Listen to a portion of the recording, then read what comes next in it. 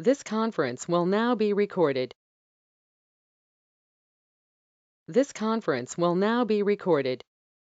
So hello everyone, welcome to day 11 in our GCP Cloud Architect training. So last week we started exploring about the concepts about Kubernetes, why Kubernetes came into picture, and we also started doing a little bit of a demonstration where we provisioned Kubernetes using a graphical user interface. Using the UI, we just went and created our stuff. And in 1 week, there is a good enhancement, which I'm going to talk in the next few minutes.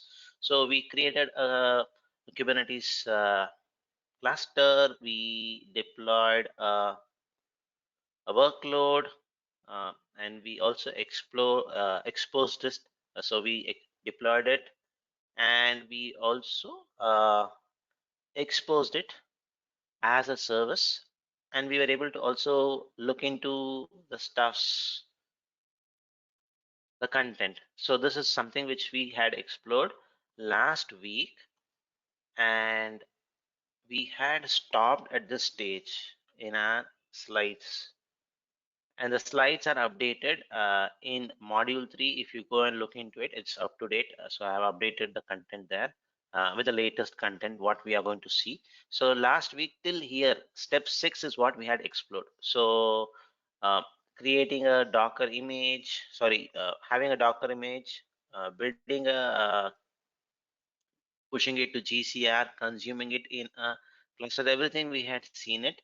So till step 6 is what we had done, and I just wanted to show you a couple of steps today where you scale up and scale up also. If I am not wrong, we had seen it, so I'll just show you that how do we do scale up and scale down of the number of pods today, and we'll try to deploy a newer version of a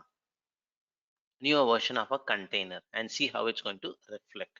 Then we'll move on to our basically our command line equivalent, which is the most best way when it comes to Kubernetes. So you have to always make sure you always work on Kubernetes in a command line mode. So that's a recommended way. We'll also shed a good amount of time on that. So before we do that stuff, just wanted to share some important announcement which you should have seen in this week, something called as autopilot mode. So this was not there in the last week class when we did. So when I click on create, it used to just show up a form. Now we have a new feature called as autopilot mode. So in very simple terms, if I were to give an analogy, it's like your Tesla car, where you don't need to have a driver, so it runs in an autopilot mode. It is something of the similar sort, where you don't need to worry much of your what is my node configuration, all those things. You just focus only on your pod, nothing else. So as simple as it. And you don't need to worry how many nodes I should have, all those things. Today we will see definitely some issues when we have configured our nodes in a low configuration. What are the problems we will face? So by end of today, you will really appreciate autopilot mode, which has been just released last week. So I'm not sure what is the state, whether it is in beta or it is in generally available. I did not check it.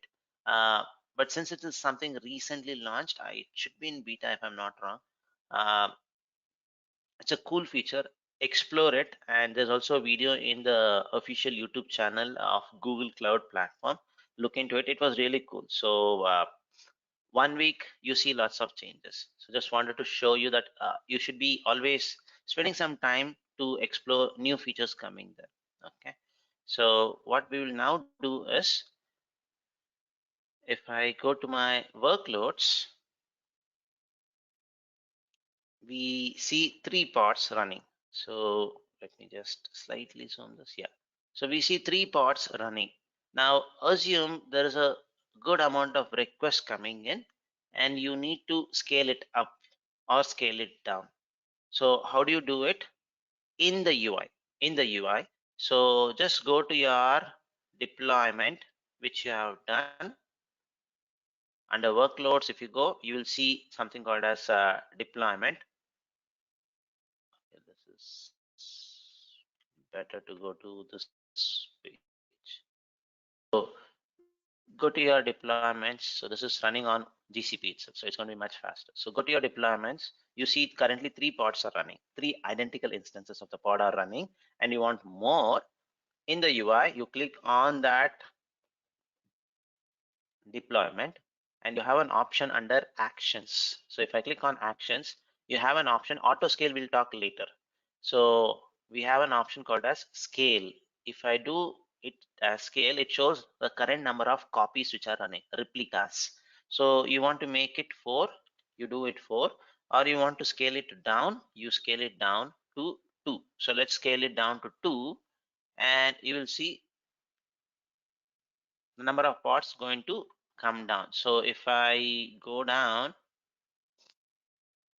there is one pod which is getting terminated in next few minutes. It's going to get terminated and you'll be only left with 2 pods. And if you want to scale up, same thing, come to the actions, scale, change it. So that's how you do it basically when it comes to scaling it up and scaling it down. And this is done manually, folks. This is done manually.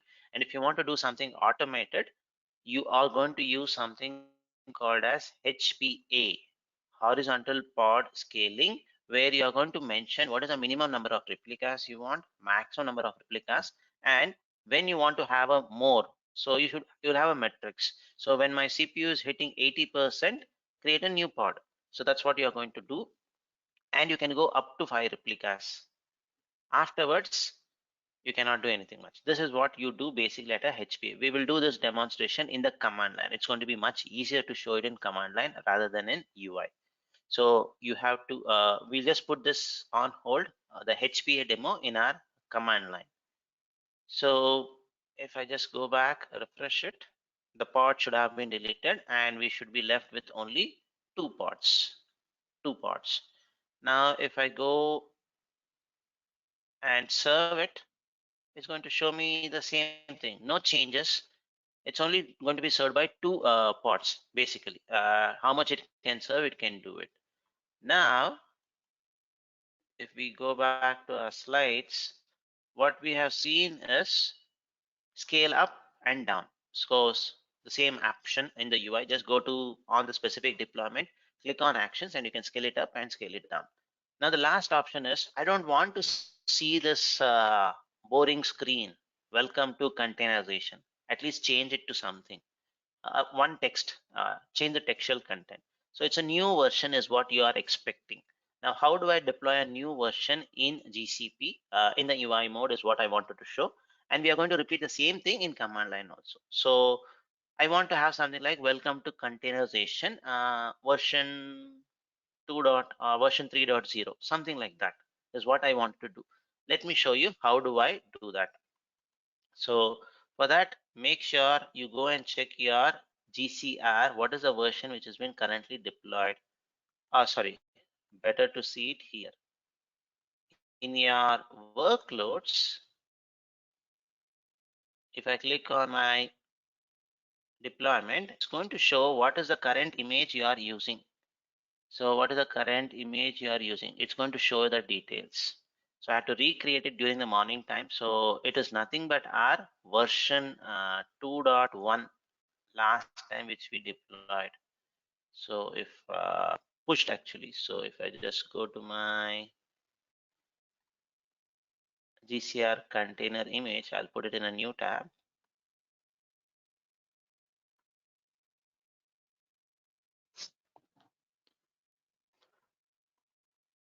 My app, it was 2.0. This is what I deployed currently. Now let's try to deploy 3.0 and see whether we are going to see that message here. Okay, and the kind of deployment which we are going to do is called as rolling update. Again, more on this when we do it in our command line.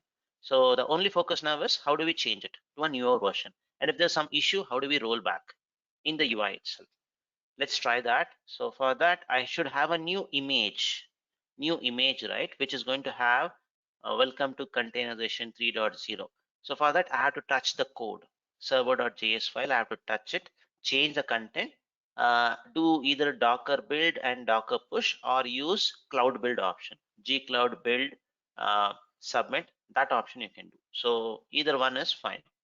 So what I'll do is, Doing this when the system is running? Sorry, it's going to be up. There's no downtime going to be. So you're going to see it's a rolling update. So you'll have one pod running, and the new pod is going to update it, and the older pod is going to go off, and you should see the change reflecting it there. So zero downtime mostly. Thank you. Yeah.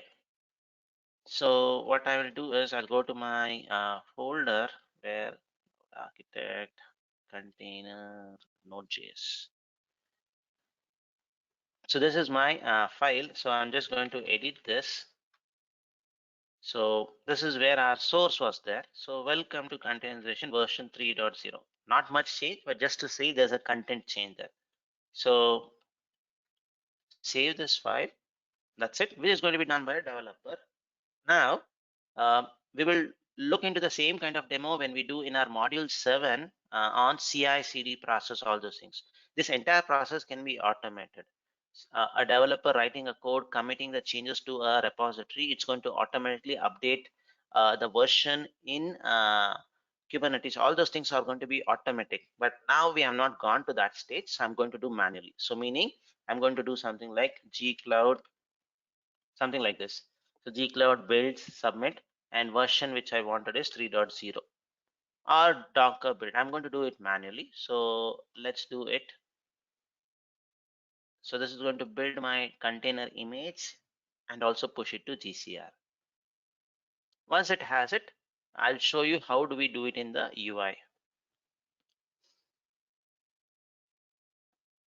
The UI why I'm showing is just to make you comfortable how things work, and later we'll jump. Today the entire remaining session is going to be only on command line. So I'm going to go also a little slow so that you get it. And there are certain commands which can be asked in the exam. Few things which I have seen, I'll definitely highlight you. These commands are important so that you can focus little more on those things. So the image is created and built. To verify it, let's just go and refresh it. We should see 3.0 and it should show just created, something like that.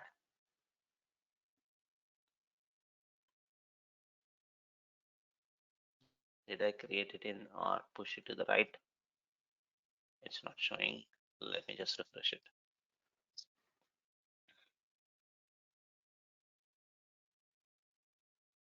It's not showing. Maybe then the project which I pushed was wrong. Let me just echo my project. That was the only stuff which is going to decide to which project I'm pushing it.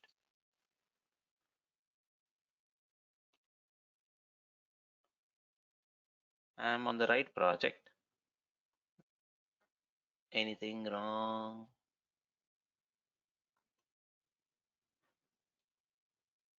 Oh, what was the name I gave? Sorry. What was the name I gave? Okay, my bad. I should have done my app. It created a new this thing itself. So hello demo. We don't want this. We don't want this. So I'm just going to delete it. Let's keep versions of the same image with the same name. I made a mistake there. Sorry.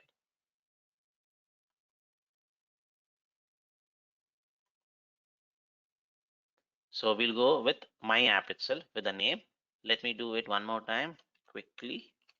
Anyway, this build time is going to be free, 120 minutes free. So there's nothing we are going to lose here, and we are not going to pay anything extra.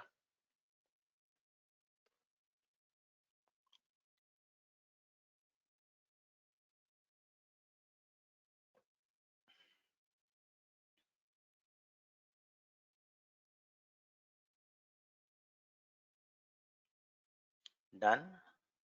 This time it should show up. Refresh. Awesome.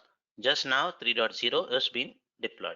Now, how do I change this so that it's going to show that new content? Now, if I just refresh it, nothing is going to show. It is going to be the same thing. How do I do it? Basically, I go to my deployment.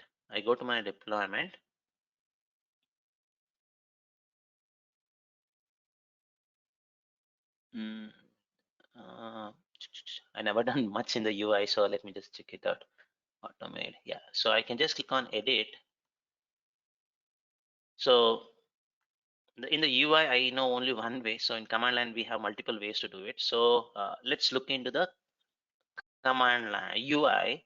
In the UI, if you click on edit, it's going to show you the YAML file, and one of the line which is going to be, and there are lots of auto-generated content, so let's not worry much about that. The one which is of important for us is line number 113, where it indicates what is the version which you are serving.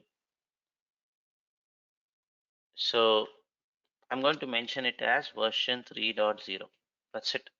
This is the only thing which I'm going to do, folks, nothing else. So we know what is the version, what is the image, the complete details of this. You just put it, that's it. It's going to work. So to do the changes, click on save. Now when I do this, what's going to happen is it's going to do a rolling update. What is rolling update? I'll show you when we do the command line demonstration.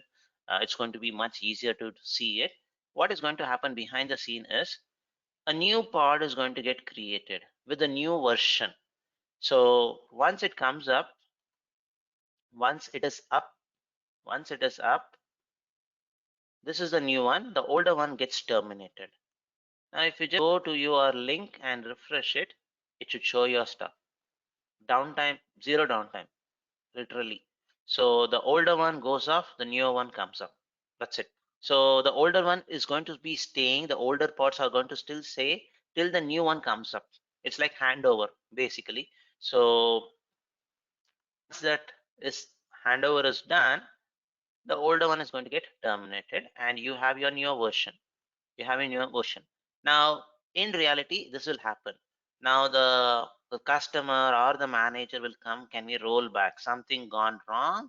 We want to roll back, no problem. In Kubernetes, this is what we can do it very easily, and with the concept of containers, rolling back, managing better management of versions, you can see it. If they say please roll back to the previous version, so easy. Just go again, edit,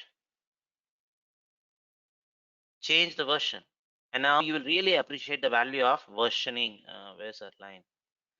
The value of versioning. So if I just slightly zoom this, yeah. So the value of versioning, you want to make it 2.1, do it, and it's going to reflect back. Maybe you can keep checking this in the chat. I'll just put it in the chat if you want to check when it's going to change, but you will never see a downtime. You can keep hitting it, folks, just for your confirmation. So let me just see whether I have changed it. Yes, 2.1 is what I have changed. I'm just going to click on save. When I click on save, new pod is going to be created. Creating, container creating. The old one is still there. Now if I just refresh it one more time, the old ones are going on and the new one is coming up. Now if I go, I should get just welcome to containerization. That's it. Did anybody see a downtime, folks? Uh, I would say no, you'll not see a downtime. So it's going to be very seamless rolling update happening. So this is how you can do different versions easily in Kubernetes. So we have finished all our 5 steps or 8 steps in our demonstration. Last 2 were left last week, so I thought I'll finish it. Everything was done in UI. I never went into any complex Kubernetes commands to make you comfortable in the beginning. So any questions till now, folks? Anything on command line, we'll definitely answer it later, but in the UI, what we did in today's class, any questions on it? So any questions? We just did 2 stuffs: scale up, scale down based on, you can also do auto scaling. Easier to explain it in the command line. Good. So if it's clear, the next part is going to be basically, we had seen this, what are the various different types of auto scaling. The next option is same set of stuffs, but you do it via command line, CLI. Now for CLI, there's going to be one powerful command which you're going to use in Kubernetes called as kubectl or kubectl. Different people call it in different ways. This thing. So I have seen Googlers talking, mentioning usually as kubectl. I usually use it as kubectl. It's your choice how you want to spell it. Different people spell it in different way. So that's a very, very important one when it comes to interacting with the Kubernetes cluster in the command line. So anyway, we have a Kubernetes cluster in the UI, right? So let me just give you a hint. How do you connect to this cluster in the command line and do all those things? So to do that, if I just go to my command line, so I'm just going to close this. Okay, if I close it, okay, it's okay. Let me open my Cloud Shell. The command line which you're going to use heavily from now onwards is called as kubectl or kubectl, whatever you want to call. So when I just do this, hit version, it should show what is the version, all those things, blah blah blah. And at the bottom it shows something, cannot connect to stuffs, all those things. So if it shows like this, it's an indication that it is not connected to any Kubernetes cluster. It's an indication of that.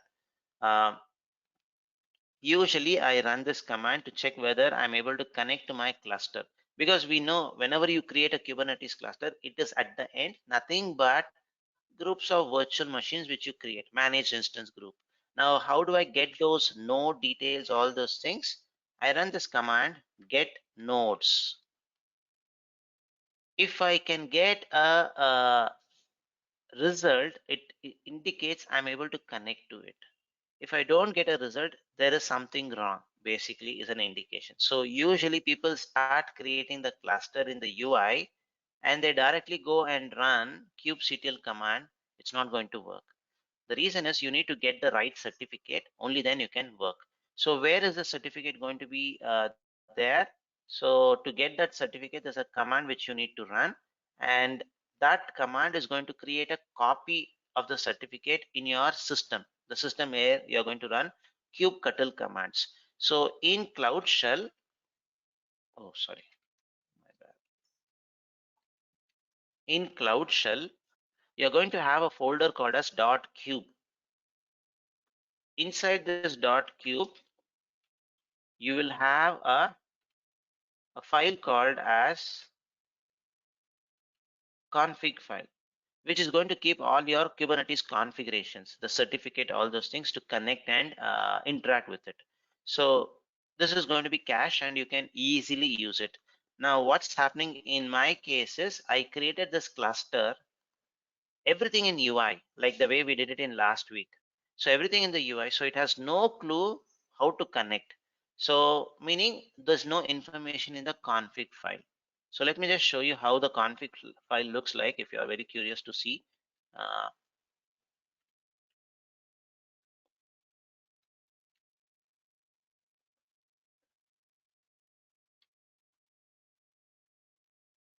I can use edit config.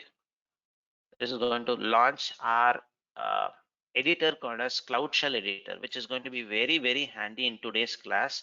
So you'll see some entries, lots of servers which I would have worked. All those entries, if I have created something in the command line, those entries would be there. Or if I have connected to the cluster, I'll see those entries. Now, I don't understand this. I don't understand these things. So what I will do is I'll clean it up. I don't want this folder itself, .cube folder. I'll clean it up. So rm minus rf .cube, completely wiped off. Nothing is there. Now if I run kubectl get pods, sorry, get nodes, the number of nodes, it's now going to show the connection to the server localhost 8080 was refused. If you don't have any entry of kubeconf, the configuration file which I told, it's going to give you an error like this. So whenever you get this kind of an error, it's an indication that the config file is not there. what you should do is basically go to your Kubernetes cluster, click on these three dots, and you have an option like connect. When you click on connect, it's going to give you a gcloud command where it's going to get the credentials. Copy that. This is the first command which you have to do when you have provisioned a Kubernetes cluster in the UI and you want to connect to that cluster in the command line. This is the first step you have to do it. So, and when you get this kind of an error, the first thing is see the connection is there or not. So it is now thinking like in Cloud Shell, there is some Kubernetes cluster running on port 8080 and it is trying to get that. But we don't have anything running in our Cloud Shell.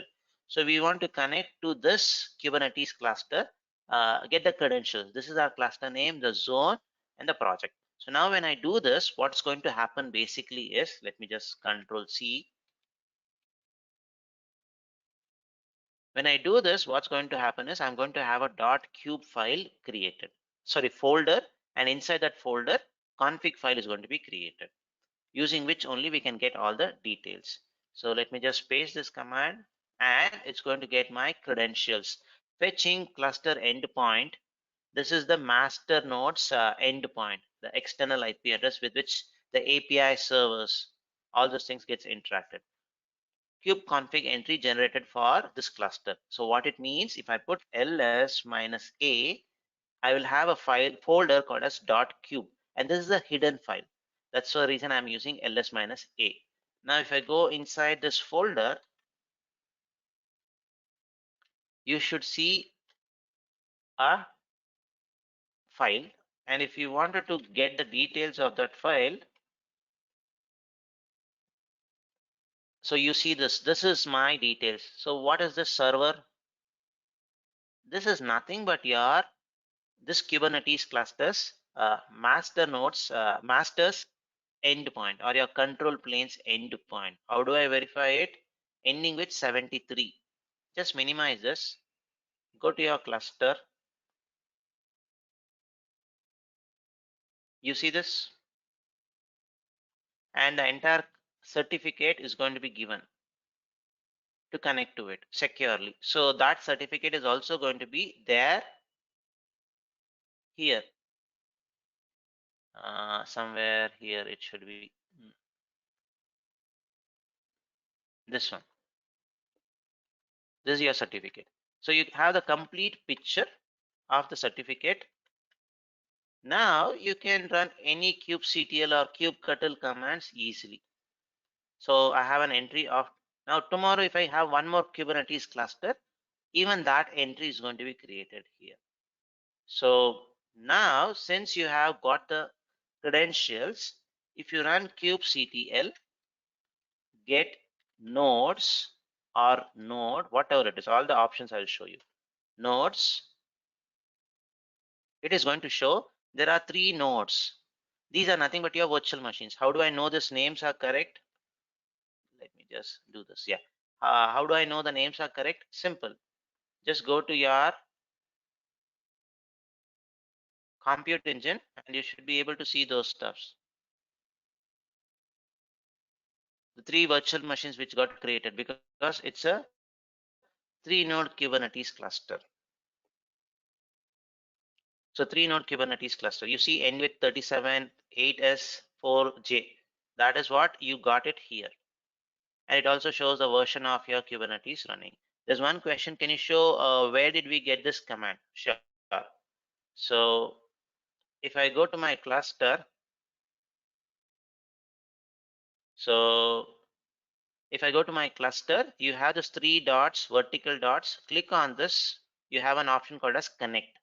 So if I click on connect, you will get this command, copy it and do it. And this is the first step which you have to do if a cluster is created in the UI, or you are working on a cluster where somebody else created it and you need to now run on a command line mode. You have to do this, connecting it. So as long as you have the right credentials, you should be able to get it. So hope that clears your question, Vijay. So just click on this 3 dots, you should get it. Or if you are already in the cluster page, you also have an option like an connect. It depends how you want to do it. How to create a cluster in the command. We'll come to that. That's the next demo which I'm going to show you. So first I wanted to clear everything in the UI. And thanks Anil that for those comments. So looks like the concept is clear. Thank you. So because this is a lead, this is like your a sequel which you are going to have. So you have a movie which is a successful movie, the next version of it. So you are going to give us a trailer to that towards the end, right? Something like that. So everything is going to be using command line. So to know how to play around with the command line, you need to have this kubectl stuff. Extensively, we are going to work on kubectl commands now.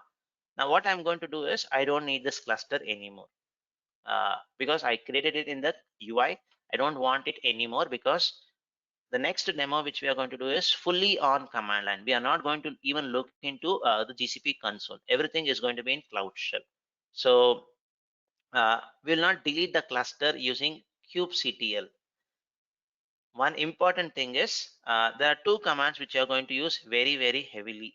Kubectl. This is only to interact with your cluster, folks.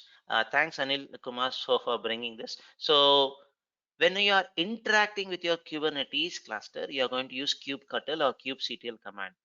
When you want to do something with the infrastructure, basically the cluster itself, upgrade the cluster, increase the number of nodes, all those things, you have to use always gcloud command. This could be also a possible question. So which you will get it cleared because whatever you do, it has to be in the command line. Okay, so you have to use it in gcloud command. So since we created this cluster in the UI itself, let's try to delete in the UI itself. Uh, Later, when we create one more cluster in the command line, we will delete it in the command line. So this one, last option, delete it. That's it. So the remaining next 3 hours or 3.5 hours, whatever it is. So it's going to be fully in command line mode. So command line mode, and we'll see lots of commands, and everything is documented. Um, and I'll highlight you what command could be important, at least from the exam perspective. So um, I would say at least 20% of certified Kubernetes administrator or developer concept is what we are going to learn. So slightly some few things could be advanced, but I wanted to cover as much as possible the concepts. The focus is more towards exam, but few things. There are some simple concepts which does not make very clear. I'll try to make sure I cover to the explain. So this cluster to create. What we now do is create a now is command line interface, graphical user interface, command line interface, everything in Cloud Shell. I'm going to do it. If you want, you can do it also on your local laptop, Windows, Mac, whatever it is. If you are having your kubectl command installed, the Cloud SDK and kubectl installed, you should be able to do it. Now, what we will do now is we'll create a Kubernetes cluster in the command line. And we are going to create it in such a way that we will see auto scaling, node level scaling, pod level scaling, everything we are going to see it. So for that, what we'll do is we'll switch back. To our Cloud Shell, this cluster to go off.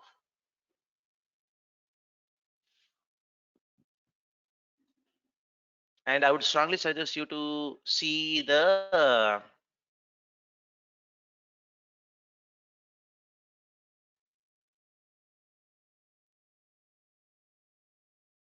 autopilot mode option, folks. Very cool um, feature.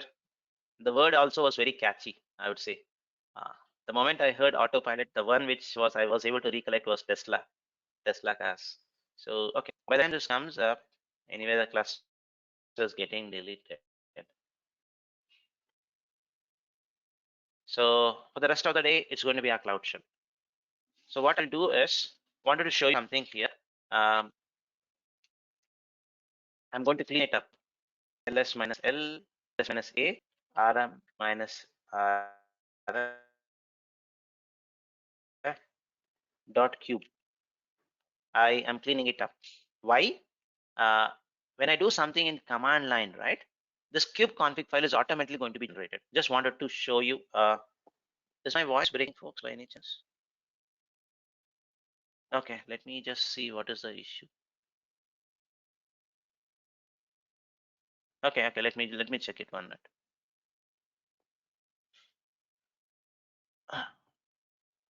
I'm checking it. Just a minute. What's the issue?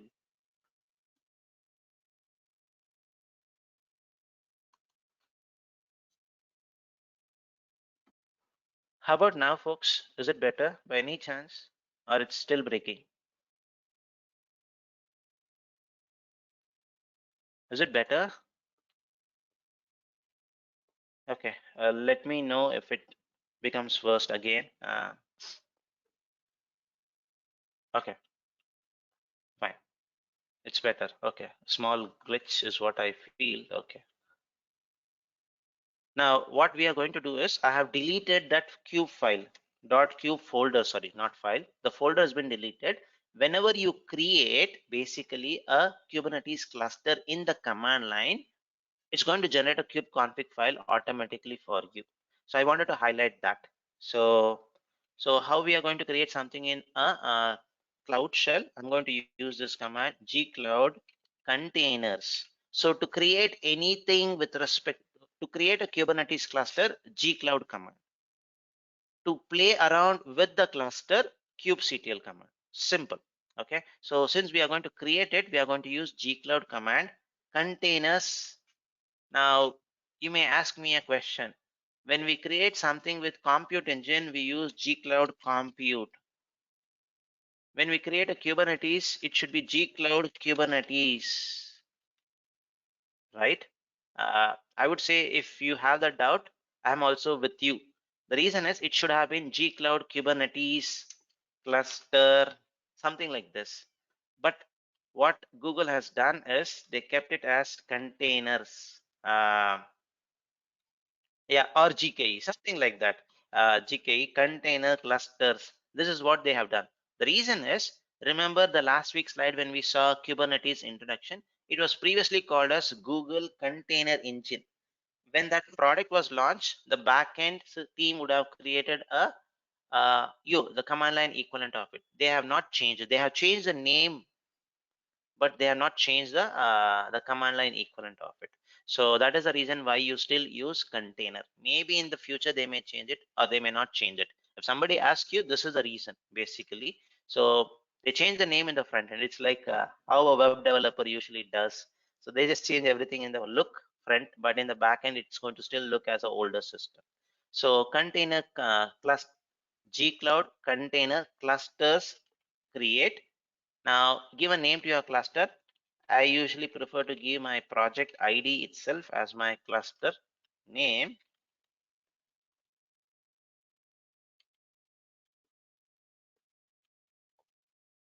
I'll just put hyphen CLI just to indicate it is coming from command line. So I'm going to put some extra comments here. So I'm going to have my worker nodes with a type, the smallest one which you can have, G1. You cannot create a cloud Kubernetes cluster with the node pools with F1 micro. The minimum is G1 small. So G1 small is the machine type, and I don't need a 3-node Kubernetes cluster, folks. What I need is only the number of nodes. What I need is just one node. Why I am starting with one node? I wanted to show you node auto scaling. So to show you that, I have to start with one. So with this, I should be able to create my Kubernetes cluster, and I will also put time in front of it, just to know how long it takes to create a Kubernetes cluster. So it usually takes less than 5 minutes, but I wanted to show you that by putting time in front of it. So this should be good enough to create it is what I feel. Let's hit enter. So I get an error. Basically, gcloud.container.clusters.create expects region or zone must be supplied. What does this mean actually, folks? I get an error. What does this mean? What does this error mean? You should be in a position to answer this error. Yes. No, project is already set. Project is already set. So if I just do this, sorry. If I just do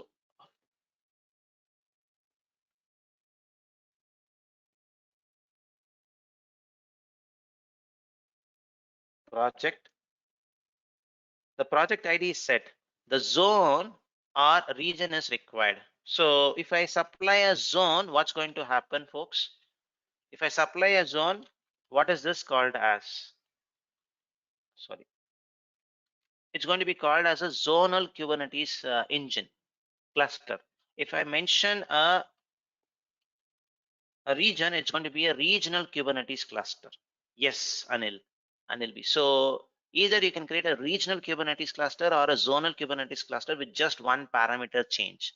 So when you mention region, make sure and you can use equal to, or you can just use space. Both are going to be recognized as a value. So if it's region, you mention something like a region, which ends with a number. And also, you should have a proper region name there. If it's a zone, you mention a zone there. This is how you mention, and it should get created. But we are going to run lots of commands today where we are going to rely on this parameter. So I don't want to pass this parameter again and again. Again, laziness, that's it. I don't want to pass this parameter again and again. So what I will do is, for the entire rest of the cloud shell session, I wanted to set this parameter.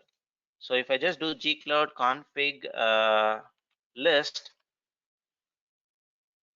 this is what has been set. There's no zone, there's no region. So the first day class, we had seen a command where we can set the default zone, region, all those things. Let me set that so that I don't need to pass this parameter again and again for every gcloud command. So I can use gcloud config set compute. Okay, it should be this zone. I wanted to set my zone, the default zone in my Cloud Shell till my session is live as Singapore A zone. Done.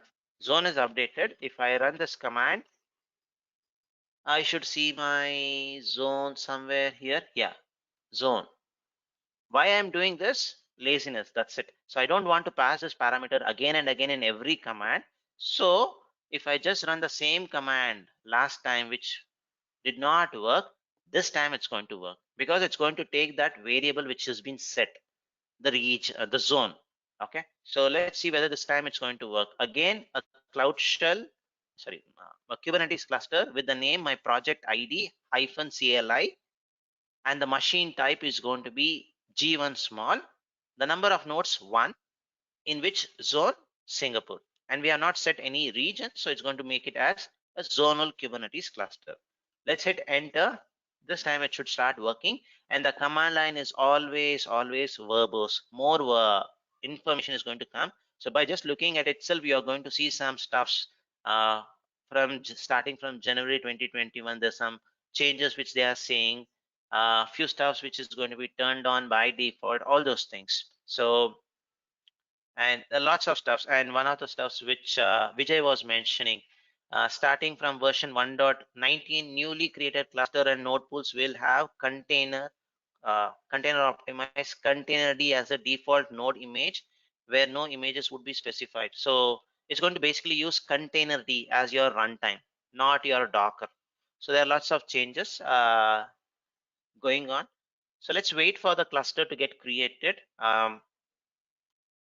It's going to take around 4 minutes or so, if I'm not wrong. If I just refresh this, you should see that cluster getting created. Now, in the UI, you get one little benefit when you click on it. It shows you something like this. So what's happening basically, the status. So usually when you create a cluster, just click on the cluster name. It's going to show the progress, 67%, what it's going to do basically. Configuration is done, deployment is done, some health checks is going to be done. Once it is done, we should be able to see basically our cluster, and we can start playing around with the cluster. And because it's a one node Kubernetes cluster, if I come to my compute engine and refresh it, you should see only one compute engine, basically, with a name GKE prefixed with your cluster, with your project ID, the default node pool with some randomness as a suffix. So let's see where the cluster is ready. And this is one of the highlight, I would say. The cluster gets created very fast. Cluster gets created very, very fast, which is really a cool feature, I would say.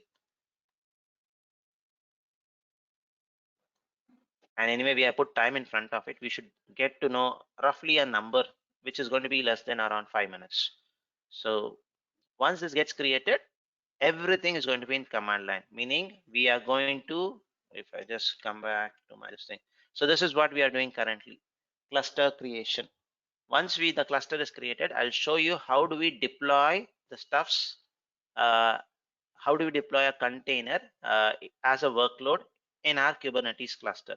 And in the CLI itself, you're going to have two modes, basically. The first mode is called as imperative configurations, or you just run a command, it's going to get created, imperative. So the other option which you are going to see is called as declarative. So two approaches in command line itself. And which is the best option? Declarative. Why? I'll later, as we go, you will understand it. So first let's explore imperative configuration. So if you already have a Kubernetes cluster, the way you're going to create a deployment is going to be with a command, and don't worry about the commands. You'll get used to it once you start exploring it. So now you have the cluster. If you have the cluster and you want to deploy something into it, the command which is going to be used extensively is always kubectl. So you cannot do anything with your gcloud command to do any deployment, have a configuration change, like um, have a new service, anything with respect to Kubernetes. Once you have infra is there, everything is going to be kubectl, no gcloud command. Remember that. So the commands which are highlighted in the yellow color are something which is important from the exam perspective. So I have seen a question on the last one, kubectl set image. What is that? I'll explore, I'll show you that during the demonstration. But these commands are at least important so that you can focus somewhat extra on these commands, basically. So once the cluster is ready, right, this is the command which we're going to run. kubectl create deployment, the name of the deployment which you want to give, and the image. What is your image? The container image which you want to deploy, how many such copies you want, replicas. Okay, this is what you are going to do. So let's wait for our cluster to come up. Done. The cluster is up in 3 minutes 10 seconds. Beauty. Now wanted to see the same thing, whether it is created in the UI. It should be, you see that it is there. It's a one node Kubernetes cluster. I would say the smallest configuration which you can have is this one node Kubernetes cluster. Now, if I go to my workloads, you will see nothing. Last time how we did, we clicked on deploy, we picked up that image, all those things we did, and it started working. Now this time what we are going to do is, we are going to do everything in the command line. So to connect to that command line and do everything right, you need kubectl command so that it can get the details about this cluster. Now in 3 minutes 10 seconds it has created, so it's going to be very fast. Now you may say it's one node, you can add 2 nodes, 3 nodes, it's going to be almost the same thing. So uh, I see it is less than 5 minutes. I'm not a salesperson, so uh, but I have seen it gets provisioned in less than 5 minutes, usually much faster. Now if I put ls minus a, the .cube folder which we had deleted before the cluster creation, now it is automatically created. Now if I go inside this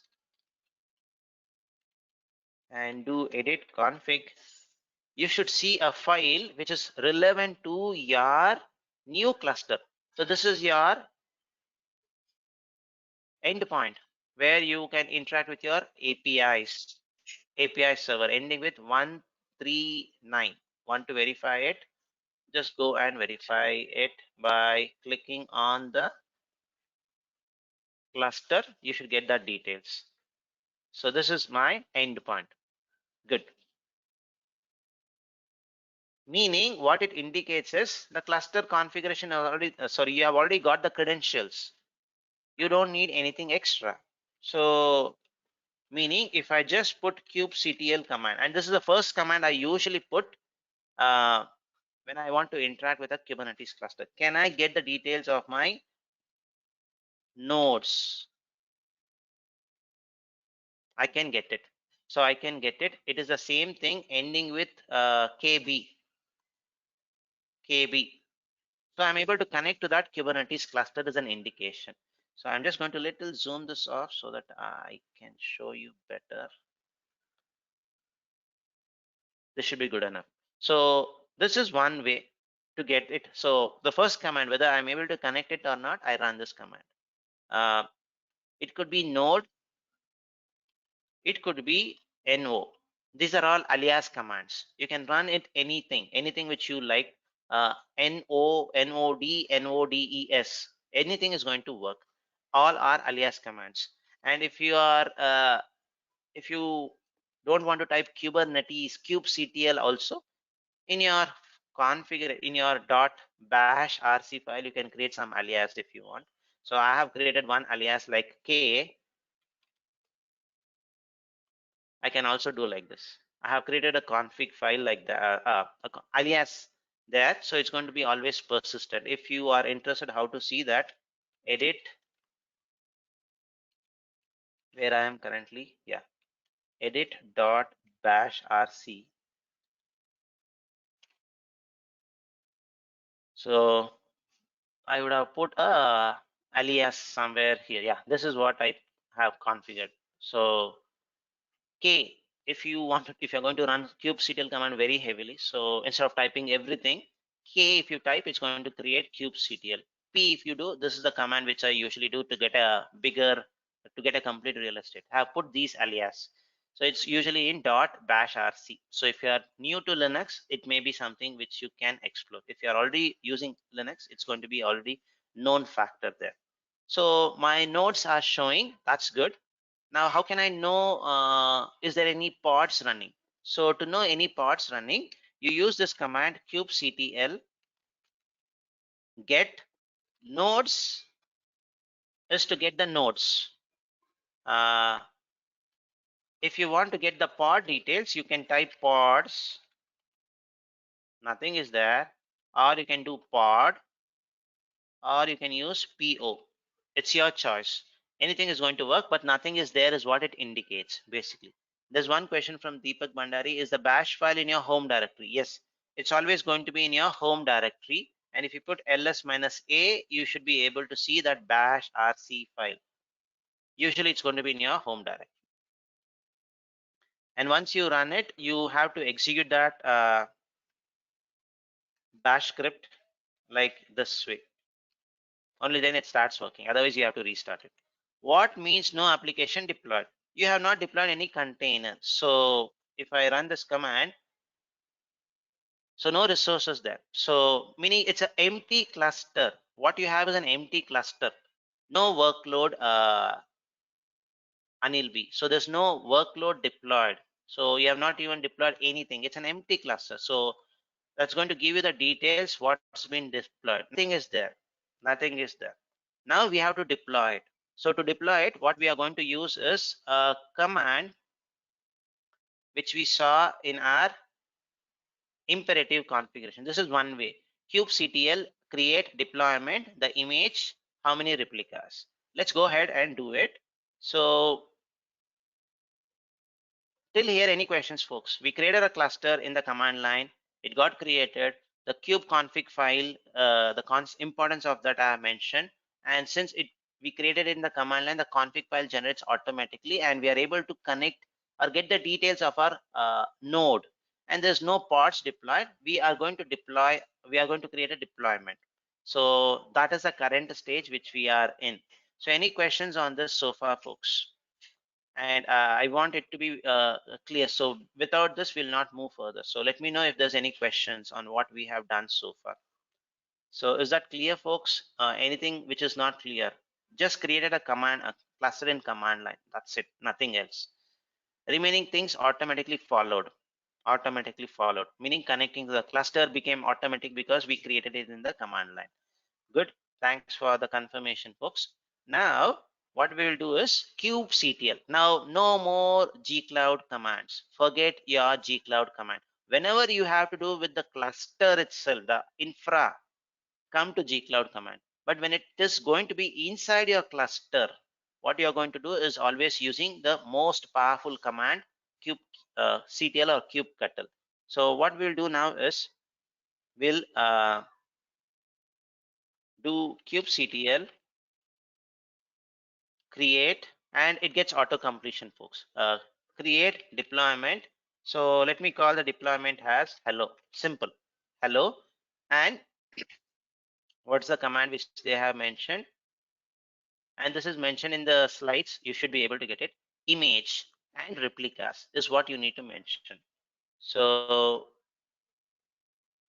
hyphen image. And what's my image path? I don't remember it. Let me go to my GCR.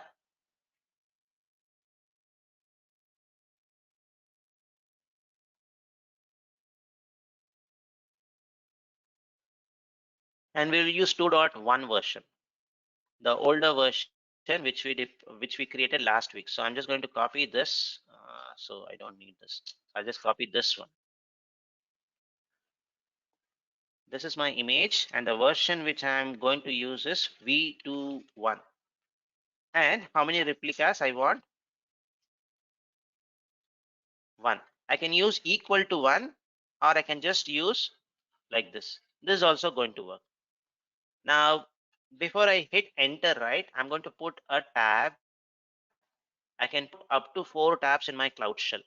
So what I'm going to do is I'm going to use this command very extensively throughout this class, called as watch command. So if I do kubectl get pod or pods, whatever it is, it's going to show nothing is there. Now what I will do is the same command, I'm going to run it in a watch mode. Keep refreshing this command every 2 seconds. So every 2 seconds, it's going to get refreshed. You see this clock running. So every 2 seconds, it's going to refresh, meaning the moment I do a deployment, what's going to happen is I'm going to see an entry here. I'm going to see an entry here. So let me click on, type this, hit enter, done. You see this, folks? A deployment is happening. So you see the various status, container creating. Now it is running state. It is in a running state. Beautiful. So it's running state, and that's our container deployed as a pod. So the same thing which you did last time by clicking on deploy, doing all those things, it has been done now via command line. And the command line which we used was basically kubectl create deployment. It is created. Now if I just refresh the screen, you should see the deployment with the name hello. But we don't have 3 replicas like what we had in command line, so in the UI, but we have specified we want only 1 replica. That's it. So good. Now last time when we did it in the command line, once you have the deployment done, it was asking us to expose it to the outside world, where we clicked on expose and created a load balancer. Now, if you want to do the same thing in command line, what you do basically is you run a command called as, so what happened to my, 1 minute. You run a command called as kubectl create service. You expose it as a service. So you have to do that. Now, before we expose it, I remember one of you asked, can we see auto scaling demonstration in Kubernetes? why we were not able to do auto scaling demo in the console in the UI was there was a configuration which was missing. Uh, Whenever you do auto scaling, you have to mention what is the metrics, what is the specification of the pod, how much it requires, how much CPU memory it requires. So you have to give that configuration details.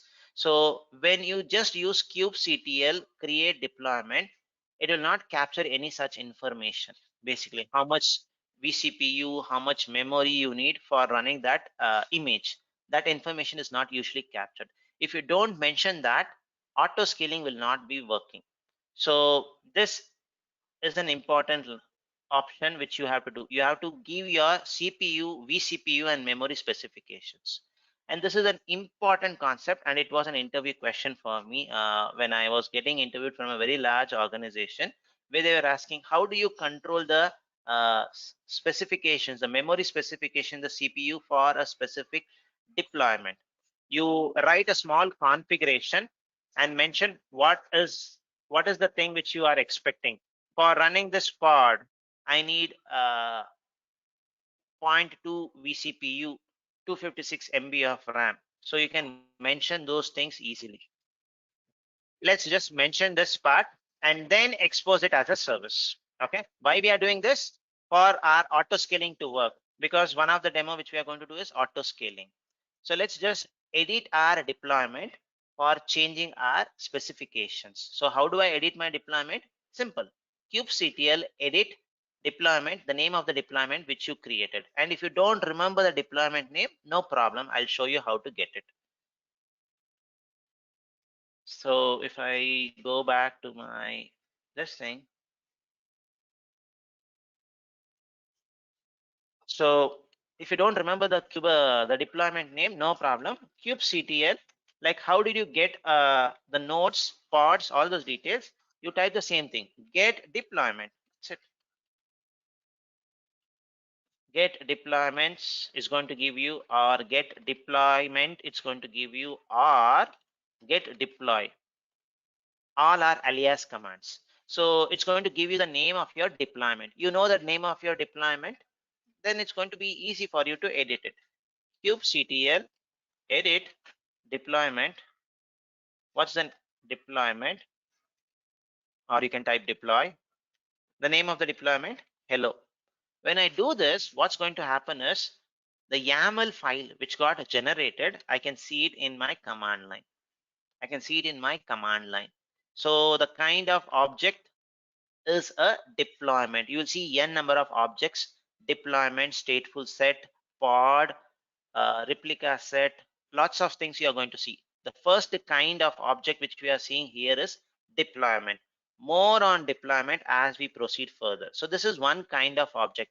And let me share my own experience here, folks. When I was learning Kubernetes, the word kind was having a different interpretation with me.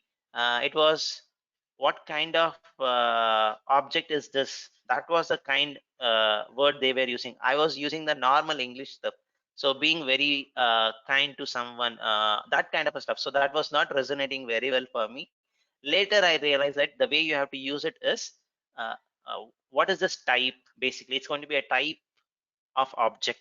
So that is what that kind means here, not being so kind to others or to animals. That is not that kind here. So just wanted to, so if you get a confusion like me, just thought of sharing it with you. So it is, this is a kind of object. The kind of object which you are going to use is deployment. So here it's going to be generated for us. These are the entire configuration which got generated by one single line of command: kubectl uh, create deployment, the name of the deployment, and everything which you mentioned is going to be captured. And there are few default stuffs which is going to be there. And the one which you mentioned, what were the things which you mentioned?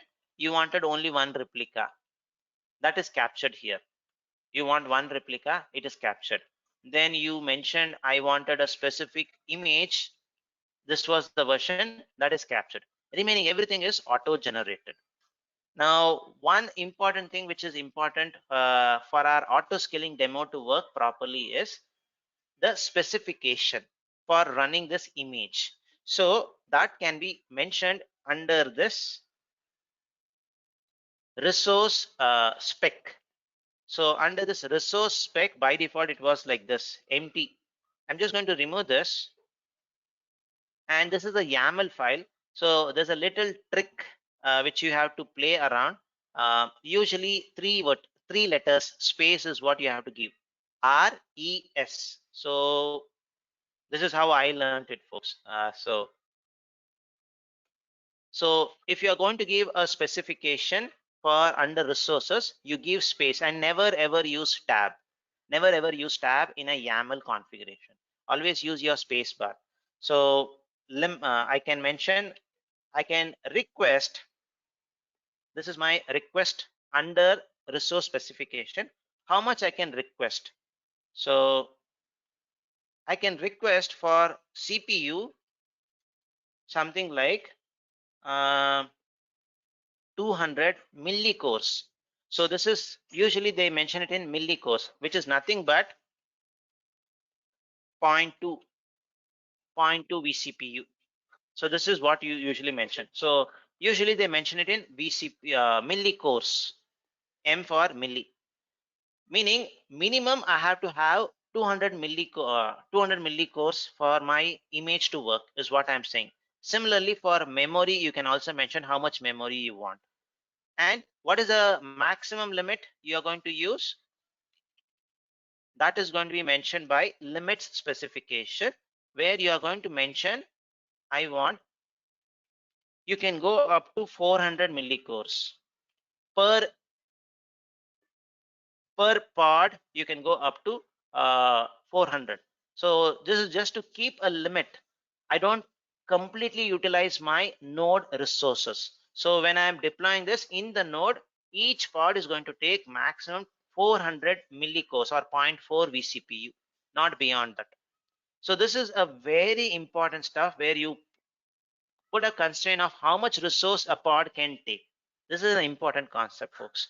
Was an interview question for me actually. So which is very important, and this is going to help you to work with auto scaling, because you know per pod it can take maximum 400 millicores. So when it reaches that limit, I have to scale up new. So that's going to help you out. And this configuration was missing when we deploy something in our UI. How do I say that? If you just go for a minute, okay, let me just save it. Let me just save this and quit. The moment I save and quit, what's going to happen is the deployment is edited, meaning it's going to be reflecting. It's going to reflect.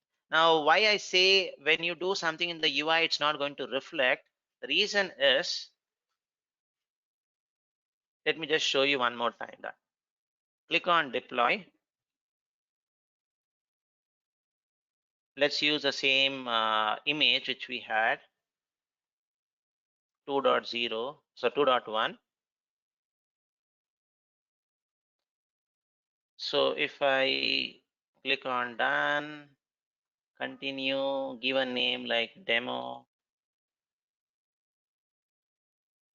If you see this YAML file which gets generated when you do it in the UI, right? You see this, you get a deployment object. The replica is 3 by default. Your image details are going to be captured. That's it. Those are the only specifications. It does not capture that resource specification. How much is your requested CPU and memory? How much is the limit? That is not there. So this is the reason why when we did it in our last week class, the auto scaling did not even work. Okay, that was the main reason why I added this line about the various resource usage. So Vijay, 400 millicores means how many vCPU? 0.4. So so 0.4.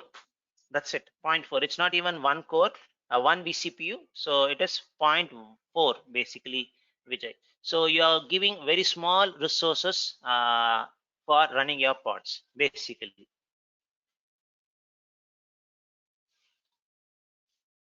Can we add resource selection from the UI YAML to deploy? I don't know. From the command UI, you usually don't do it. So UI was only to make you comfortable, folks. You have come to a new place. I wanted to make you comfortable. So UI, you may not have lots of options there.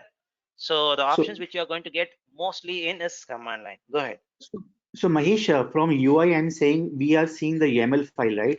From the UI, can I edit the YAML and add the resources section? That is fine. That is fine. That Okay, is fine. okay, That you okay. can do it. Fine. That you can do Yeah, it. thank you, Yeah. sir. Thank you, Mahesh. Yeah. Yeah.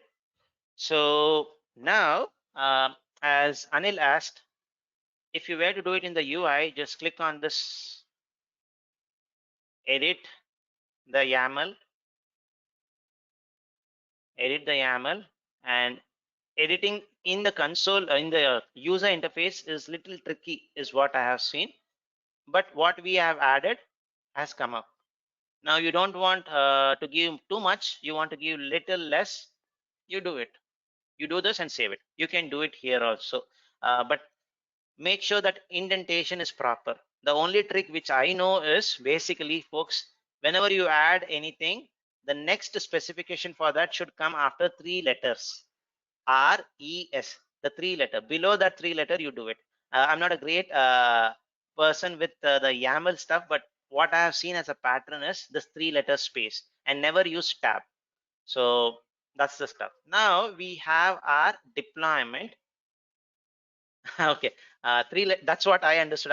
I don't know whether any documentation exists, but I learned it in a hard way that you have to always have 3 letter space and then do it. So it's going to become much easier when we go much advanced in the class. So it's going to be easier. So what we have done basically is Mesh, it we is created. upper limit or lower limit? Because 300 and you mentioned 300 and 200. Okay, what? Okay, up minimum is 200, maximum is 300. So if I see the limit request, how much you can request, basically if I just do kubectl get deployment hello, I can use this command to see the YAML file in my command line also. So when I do this, the stuff which you have mentioned is you request for 200, and how much you can request maximum is 400. Limit is the upper limit. Limit is the Okay. upper stuff which you can do. Okay. Fine. And to see the same thing in the UI command line, if you want to do it, you have this command. And there is an official cheat sheet in Kubernetes page itself where all these commands which I'm trying to show you is there already. So it's an official page there, you can use it. Now we have our deployment. We have also edited our deployment. That's good. Now the last part is you need to expose it. Expose it with a load balancer so that you are going to have an endpoint, and you are going to use that endpoint and see whether the output welcome to containerization is there or not. So that's what we are going to do basically. That's what we are going to do now. Before we create the service, it's almost 1 hour 15 minutes. So what we'll do is we'll take a 10 minutes break. Once we come back, we will create a service in the command line, expose it to the outside world. So by creating a service, and we'll see how we can access it. Okay, so take a break. Let me stop the recording. So take a break, Anil. I'll come and comment on that part. This conference will now be recorded. So before the break, we saw how to create a Kubernetes cluster from the command line, how to deploy how to have a deployment with a specific image. Then we also edited our deployment for some memory specific, CPU specifications. Now we'll expose it as a service so that you people can consume it. Anybody from the internet can consume it. So in our UI, we click on something called as expose. If you remember, if I just go to my console, if you have a deployment and if it's not exposed, it's going to show expose this to the outside world, where you go and expose it and use a load balancer, right? The same thing is what we are going to do it in the command line. So in the command line, so you get two flavors for doing it. Different versions you get from Kubernetes. So it's up to you which one is more comfortable for you. So you can use kubectl create service. Previously we created a deployment. Now we are creating a service, and the type of service you can have load balancer, node port, and cluster IP. Again, more on each of them as we progress. I'll explain you. Then what was the deployment? Mention your port which you want to use for your load balancer and the container port on which it listens. This is one option. Otherwise, you can use a command which resonates very well with your user interface. Expose. kubectl expose the deployment, the name of the service,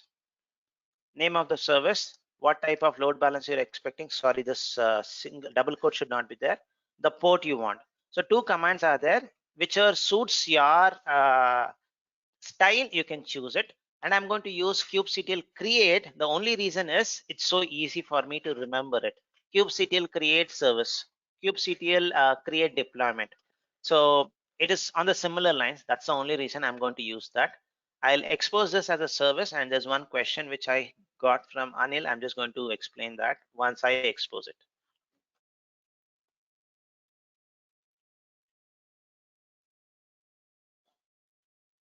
So currently it is not exposed, meaning if I go to my services, nothing is going to be there. I cannot use this service, the deployment. I cannot consume it from the external world. So to do that, what I have to run is basically a command, which is kubectl create sv if I that service. Then what type of service you want to do? Load balancer is what you wanted to do. Load balancer, the name of the deployment you have to mention, which is hello, and the port which you want to expose. So hello was my deployment name. Then TCP port. So 80 is what I want my load balancer to listen, which forwards the request to port 8080. That's where my container listens on. So this is one way of putting this command. So this is going to create a service. Now you want to see that service when it gets created. How do I see that service? Simple. So if I just put this command, to know nodes, we use get nodes. To know deployment, we type get deployment, get deployments, or get deploy. And to know the pods, we use pods. If you want to know the service, you type the same thing, services. It's going to show you the services. Or you type service, it's going to show. Or you want to type a alias, which is short form svc. All are going to give it. And this is the default service which is going to be there when you create a cluster. So this is for internal purpose. We are going to create our own service, which is a load balancer. So you should see a new entry once we run that command. So I'll put a watch command so that we know what's going to happen. You are going to see a new entry, and the name of that entry should be hello. And the type is going to be load balancer, not cluster IP. What is cluster IP? What is load balancer? More as we progress. I'll explain you. So let me hit enter. Service created. Now you see a new service with the name of the same name which we use for our deployment. Hello. Now it has a cluster IP. Cluster IP is a default one. So this is where within your cluster you can communicate with this service. If you were to communicate with that service, you use this IP. And 80, it's going to work.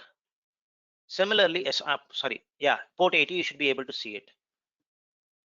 And if you want to access it from the outside the cluster, then you have to have an external IP address, which is still not provisioned for us. So it's going to take a couple of minutes. Once it is done, you should have an IP address. If we have an IP address, we should be able to see it, basically. So let's wait for this. Yes, you see an IP address. Now just copy this IP address, which is nothing but our network load balancer. I had shown you this last week. So Control C. What I have observed is if it's in a watch mode, I cannot copy that. So copy this. Just type curl. It shows welcome to containerization. You want to verify it in the UI? Go in the browser. It's going to show you that. That's it. So we have successfully deployed our service in the command line itself. Can we access it through the cluster IP? I missed it. So you can access it through the cluster IP. I'll show you that later. So when I'm explaining what is a cluster IP in detail, you can access, this is your internal IP. You can also access it via this. You don't need to have an external IP. There are certain services which you don't want to expose it. Maybe a middle tier. So assume this is your front end. Definitely you need to have a external IP, but the front end interacting with your middle tier may not need to have an exposure. So at that time, you're going to use this cluster IP for communication. I'll show you that demonstration also. So, but now we wanted to do the same kind of demo which I was showing you, right? Create a cluster, deploy image, we have deployed it, expose the application to the internet as a service. 3 steps we have done it using the command line itself. That's good. So that's where these 3 commands comes handy. Done. Now if I go back to the previous slide, there is an option for us to scale up and down the deployment. Now how do I do that? There are 2 ways of scaling. One is manual scaling. The other one is auto scaling. These commands are important from the exam perspective.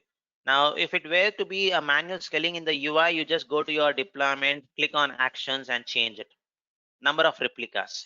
But if you were to do it in the command line, you use kubectl scale. There's a difference here. If it is scale, it is a manual scale.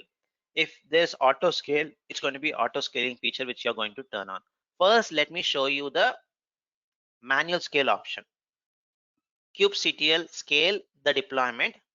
Remember, we had only 1 replica. We wanted to make 2 replicas. Basically, that's what I'm going to do, a manual scale. So let's switch to our console. Now I will run this command. Number of pods, just to show you, it is currently 1. Now what I will do is I will scale it, manually scale it. So kubectl scale my deployment. My name of my deployment is hello. Now how much replicas do you want? Basically replicas. So you can put equal to 2 or space 2, both are going to work. So let's go ahead and try to increase from 1 pod to 2 pods. Hit enter. Done. If I go here to the other tab, it shows it is pending.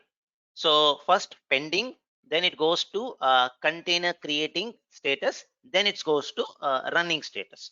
So currently it is pending. Let's wait for a minute or so. Usually it should be quick. If it's taking longer time, you can look into the details why it is not running. Let's wait for at least anyway the seconds are showing for 30 more seconds and see what is the issue there.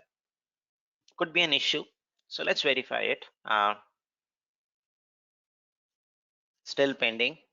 And the advantage of that watch command is going to be basically to see running the stuff. It's not going to create a VM behind the scene.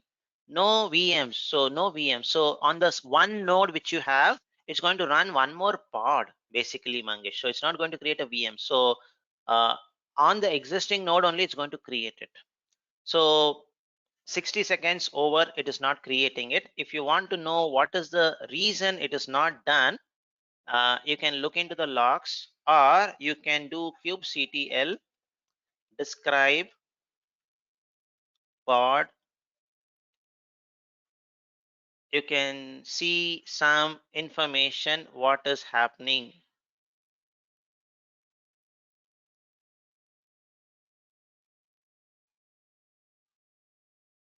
You can see some info. describe the pod. Looks very verbose.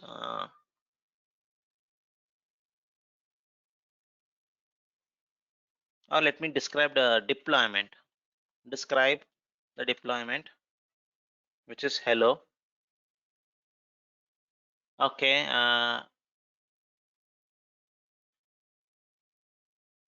Available, progressing. I'm not able to see it.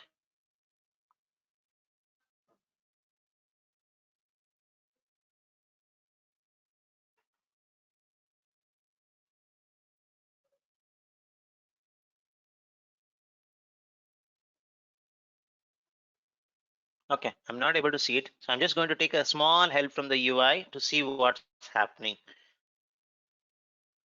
So if I come to deployment, I see some status is not, which is green. So if I just click on this, it's going to show me a message, insufficient CPU. So already we have only one node. It's a one node Kubernetes cluster. You have a pod already running. Now you are trying to run one more pod because it's a G1 small machine. It has no enough resource already. It's already exhausted. It's already exhausted with the resources. It don't have anything else. It indicates I cannot run a second pod. Insufficient CPU is what it gets. I was not able to get this information when I described it in the command line. I'll check it out. But the indication why my pod is not getting created is you don't have enough CPU, folks. Now you connect what you did. You just mentioned you want 200 millicores, 200 millicores, and 400 is the max. So if you want, you can remove resources and do it, Anil B. But we have only one resource which we have provisioned, nothing else, only one pod. What else you are going to do and go and remove it? It's not a very powerful cluster where you can go and remove all those things.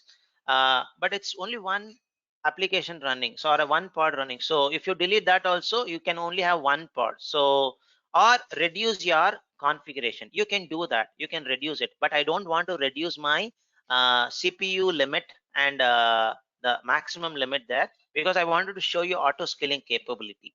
Now these kinds of issues you'll not get in your new feature called as autopilot. It's not going to happen. It's going to be automatically scaled for you. So but if you want to use the standard Kubernetes concept, you will have this kind of issues. So what is the solution for this? I cannot delete my existing pod. I want it. I want two pods to be running now, but I have insufficient CPU. What's your thoughts, folks? And I don't want to reduce my configuration, the limit. It has to be minimum 200. What is your thought to fulfill this requirement? We have to come up. Machine type, you want to change the machine type of the system of your virtual machine.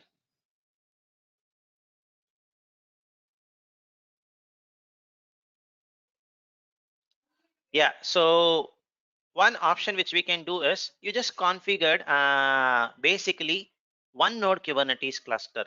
One way is we can change the machine type. So if I just go to my machine type, it was G1 small. If you can make it little more powerful, that's going to be a possible option. But it's not going to be that easy. Let me just show you. Let's try changing the machine type.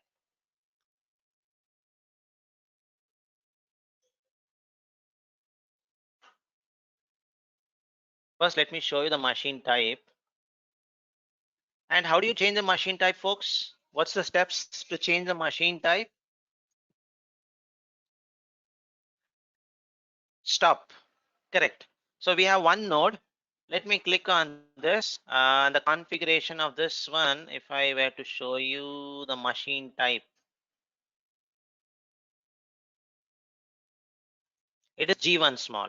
Now let me try to stop it. I cannot even stop it. So you cannot change your machine type, or you cannot play around like how you played with your individual virtual machine here. The reason is it is not a new virtual machine. It's not an individual virtual machine. It is attached to a instance group. So you don't have much control there. So I cannot stop it. So changing the machine type or playing around with the managed instance group is not at all a good option when it comes to Kubernetes. Why? Kubernetes abstracts all those virtual machine stuffs for you. So whatever you need to do, you have to do it in your uh, Kubernetes screen, not come to virtual machine screen. In very, very simple terms, don't ever come and do anything in your virtual machine screen. So I just showed you only for your understanding. So you cannot do anything. Even if you come also, you cannot do anything. You see, I cannot stop it. I cannot delete it. I cannot do anything. It's only read only stuff is what you can do basically. So changing the machine type is not going to help us. And there are options which I'll show you towards the end, but not in your virtual machine screen. You have to do something in your Kubernetes screen, basically, meaning basically you're going to use kubectl containers related commands, or that's what you're going to use. Basically, you're not going to use something like gcloud compute. That kind of a command you are never going to use. I don't want to create a new cluster. If I create it, maybe I can create a more powerful cluster, then it's okay. But if it's an existing cluster, how do I do is, basically, one of you had mentioned, add a more. Why don't you add one more node, folks? Simple. You already have one node, add one more node. That's it. That's going to be easy option, right? That's going to make me fulfill this requirement. So now when we created our Kubernetes cluster from the command line, we did not mention any auto scaling or anything. We did not mention anything of that sort, because of which we have that problem. So if I go to my nodes, you see the default node pool auto scaling is off. At least if it was on, right, when such kind of a request comes, it can scale up one, add more, but we have turned it off. Now the only option which you can do now is click on edit, go to your nodes. Okay, I have to click on here, node pool, edit, change this number of nodes from 1 to 2 or 3, whatever you want to do. Doing it in UI is going to be simple. This is how you do it, but I don't want to do it in UI. I want to do it in the command line. So because this entire demonstration is on command line. So one of the possible option is increasing the number of nodes.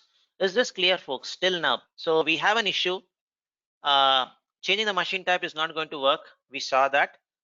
So the only option which we feel is increasing the number of nodes is going to make, node pools in the number of nodes is going to help us. So in the UI, it's easy. Just go to your node pool, increase it. But in the command line, how do we do it is what I wanted to show. And this is an important command. I have seen such questions in the exam. So what we'll do is we are going to increase our new this thing. So this is going to be pending only till you provide some resource. Until then, it's going to be in pending state only. 10 minutes, it's in pending state. Let me add one more tab here, folks.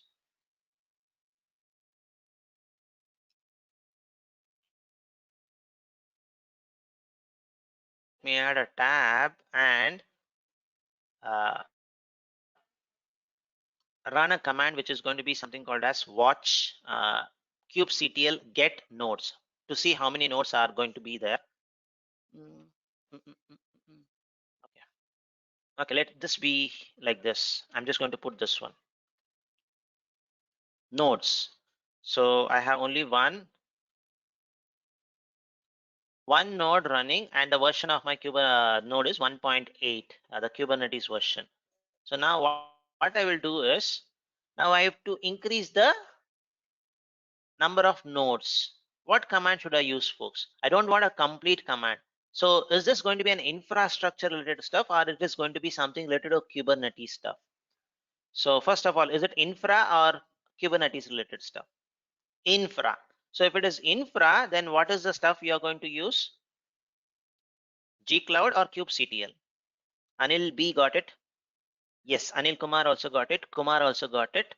It's going to be a gcloud command. So G Cloud command, Mangesh also got it. So the command which we are going to use is G Cloud containers. Container clusters. You are not creating it, you are not updating it, but there's a command called as resize. Resize my stuff, and my cluster name is -CLI. That's my cluster name. What I'm going to do is, specifically, I wanted to resize my specific node. So I can type a very long command. So if I type a very long command, it goes to second line.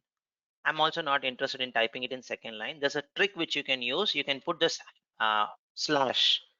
When you put slash, you can start typing the next command very nicely. So I want my number of nodes. First, instead of mentioning the number of nodes, for which node pool you have to mention it. Since we have only one node pool, it's okay, but it's always good practice to mention what node pool. What's my node pool name? It is going to be by default always default hyphen pool. That's the default node pool which you are going to have. If you want to know it, you can just go to your, you see your cluster has one or more unschedulable pods. So because you have, and the solution for that, they are saying auto scaling documentation. You see those very intuitive way of teaching from Google. I would say that's really good. So this is my node pool. Currently it is of one size. So what I'm going to do is, so as I mentioned, you can put equal to, or you don't want to put equal to, it's okay. Default hyphen pool. This is my default pool, and put a space. Don't type // here itself. Put a space and add it. Next, it's going to prompt again. Now what Anil B mentioned, number of nodes. What you want, I cannot provide 3 right now. I'll do just 2. So 2 should help me out to figure out this part. So again, I have to mention few other stuffs, zone. But if I don't mention, it's going to take the zone which I mentioned. But if you want to mention it, mention it. I'm not sure whether the session has gone or not, so I'm just going to type it. So you don't need this if the zone is already set. And I'm going to run it in a quiet mode so that it's going to, thank you, typo. Thank you, Anil. So that's it. So G Cloud container cluster resize for which node pool? Default node pool. If you don't mention it, it's going to use this as a default one. But I wanted to make it very clear. You need to mention it so that you know which node pool you are resizing. From 1, I want to go to 2 basically, and zone is not important if it is already set in your session. If it's not set, it's going to take it basically. Now when I hit enter, what's going to happen basically is I should have a new node. So I should have a new node, and when it starts, right, the status will not be ready. It is going to be status like not ready. Slowly it's going to become ready. The moment it becomes ready, the unschedulable pod will become scheduled and it's going to get deployed. This is what is going to happen, folks, in the next few minutes. So hit enter, and if I can, I don't know how can I go to the home screen. Okay, hit enter. It is resizing. So when it clicks, when we see that resizing, right, let's go here. Let's watch whether the new node comes up. So the new node should come up. So once the node comes, definitely we should have that unschedulable pod getting scheduled because it has now more resource. Now we are doing everything manually, folks, now. So I'll show you how we can make this entire process automated in next few minutes. So first, seeing it from the manual way option. So -Q is for running it quietly. So sometimes it will ask me for a prompt. Do you want to really resize it or not? I don't want such prompts. Just silently do it or quietly do it. No prompts. Awesome. We got it. We have got it. So you see this is a new pod, folks. Now it is ready. Now once it is ready, meaning if I just go to my this previous command, you see the old one which was not getting created, it is terminated. It just discards it, creates a new one. So and resizing is happening and all those things. So it's going to get created. My two pods should start working basically. So two pods started working easily. So all because of resize. So it was an infrastructure stuff. The resize has happened and you see the pods running. Now if I go to my console, I should not have that error message. I have two pods running. Is this part clear? So now you see the importance of having good number of nodes and the parts with a specific resource configuration so that you decide how much you want. So but entire stuff which we did was basically manual. I manually scaled it. I had an issue, then I had to manually scale my nodes, then only I was able to fulfill it. But is there any better way? Is there any better way? Yes, there is a better way. So the option which we are going to use basically is uh, which we are going to use is auto scale. So you do auto scale deployment, meaning I don't want this manually based on the load which I'm going to put. I don't want to manually go and do kubectl scale deployment. It should be automatic. And I'll also mention how many replicas I want.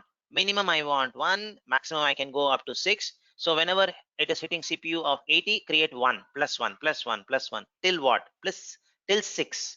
So because more pods means what you expect, more nodes you need.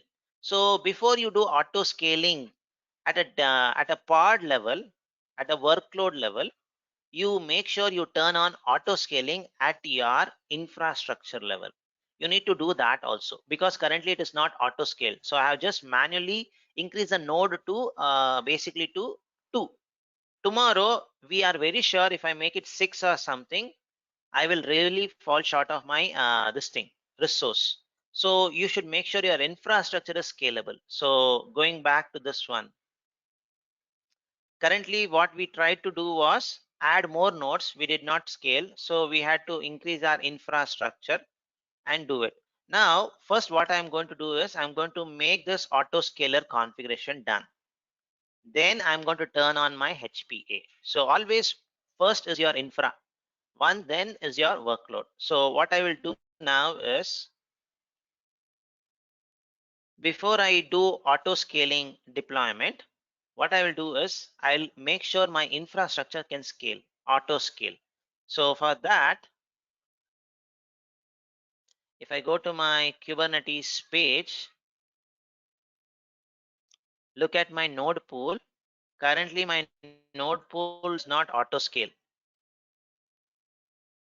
It is only 2. Now what I'm going to do is I'm going to do a small configuration change where I'm going to mention I can go up to 3 nodes maximum. If there's a huge load, it can scale up to automatically 3 nodes. So how do I do this? This is again an infrastructure requirement. So by this time you should have a very clear understanding. Gcloud command. So let me turn on the auto scaling. So if I were to do it in UI, it's very simple. Just click on edit, go to your nodes, node pool, click on edit, just click on turn on auto scaling. That's it. So I can have something like this, or I can have something like this, minimum 1. This is what you do it in UI. UI is easy, but we don't want to do in UI. So I'm just going back. What I will do is I'll do it in my command line. So because it's an infrastructure stuff, one more time a command which we are going to run is basically a gcloud command, the same style, gcloud containers clusters. Now this time it's updating the cluster. So I'm not the person who wrote this command. So but I wanted to show you a story and then make sure the command gets registered very well. So we are just updating our cluster. So it's not resize or anything, not create, but it's going to be an update of the cluster. So type update. My cluster name is dev shell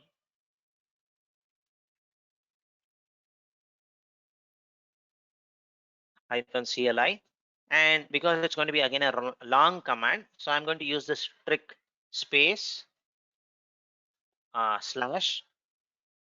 What is a node pool for which you want to turn on auto scaling? Node pool, I can mention equal to default pool slash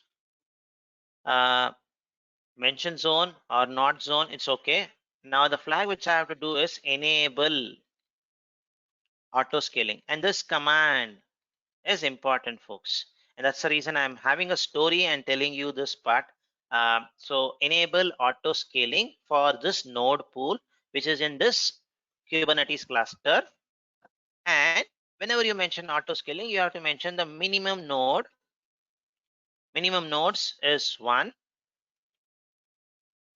maximum node which I can afford with my budget is 3. You can also mention it like this. It is also a possible option. So that's it.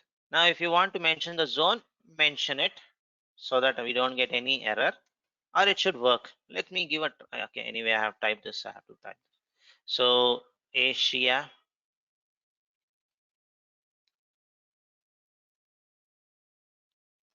If you want to type -q, type it.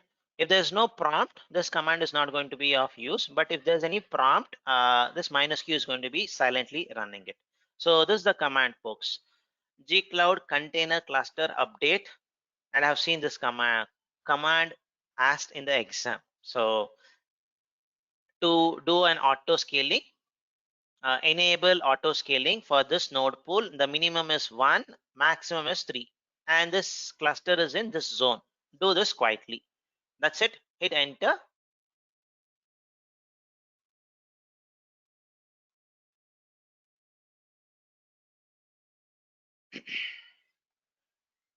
Let's see what happens. The cluster should be now configured with auto scaling capability.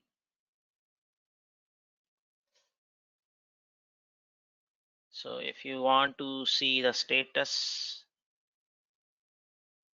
for a short time the connection got refused. Why, folks? Why the connection got refused? Any thoughts here? I'm not able to connect it. Let me just show you. I'm not able to connect. Changing the infrastructure, meaning upgrading your master. Updating your master is getting upgraded. So definitely you will have a downtime. You see, upgrading the cluster, the value shown will be updated soon, meaning you are having a zonal Kubernetes cluster, only one master is going down for an upgrade, so you'll have downtime. So your kubectl commands will not work, but your website is going to continue working, if I'm not wrong. You can give a try. The link which I had mentioned, your website is going to work continually. So but if you want to run any kubectl commands, it's not going to work for a short time because the master is getting upgraded. So you get the value of going with a regional Kubernetes cluster. So at that time, if you were to do run some kubectl commands, it's going to be helpful. Otherwise, you have to wait till the master comes up. Okay, so this is where the zone regional Kubernetes cluster comes handy. So it's going to take time for it to come up, upgrading it. And if I just go to the UI, you should see the master is getting upgraded. So to have this kind of a configuration, the master also needs some better capability. So that's the reason it's going for an upgrade.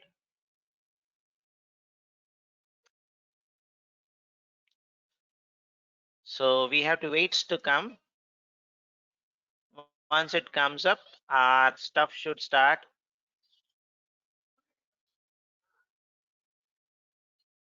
Let's see whether it is running. So I would say that doing this kind of demo is going to help you understand your concept very well. It's going to take time, but your concept will become very, very clear. And commands like this watch, all those things is going to be really handy. So Google designed it very well, and okay, thank you.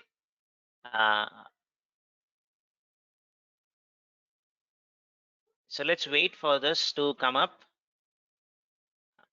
Let's wait. Once it comes up, right, what we are going to do is we are going to do this auto scaling part. We are going to do this.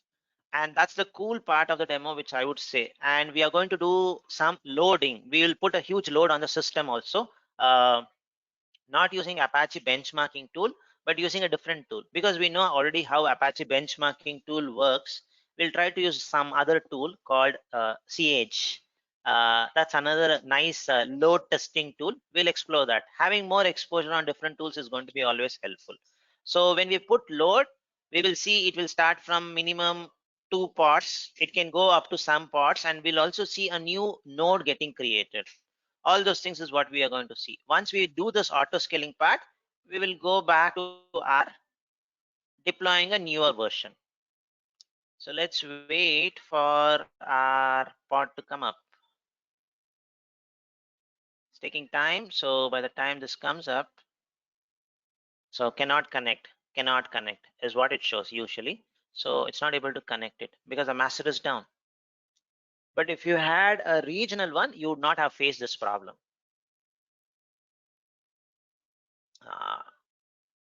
We have to wait. This is a slightly a longer process. But is the application down, folks? Do you see anything? Do you see anything downtime there? Is your application, the application link working for you? No, right? That's it. That's okay. That's okay. That's okay. That is what we expect. Yes. So infrastructure is getting upgraded, but so because it was a zonal one, we are not able to interact. So I need one more tab. Hope it gets provisioned.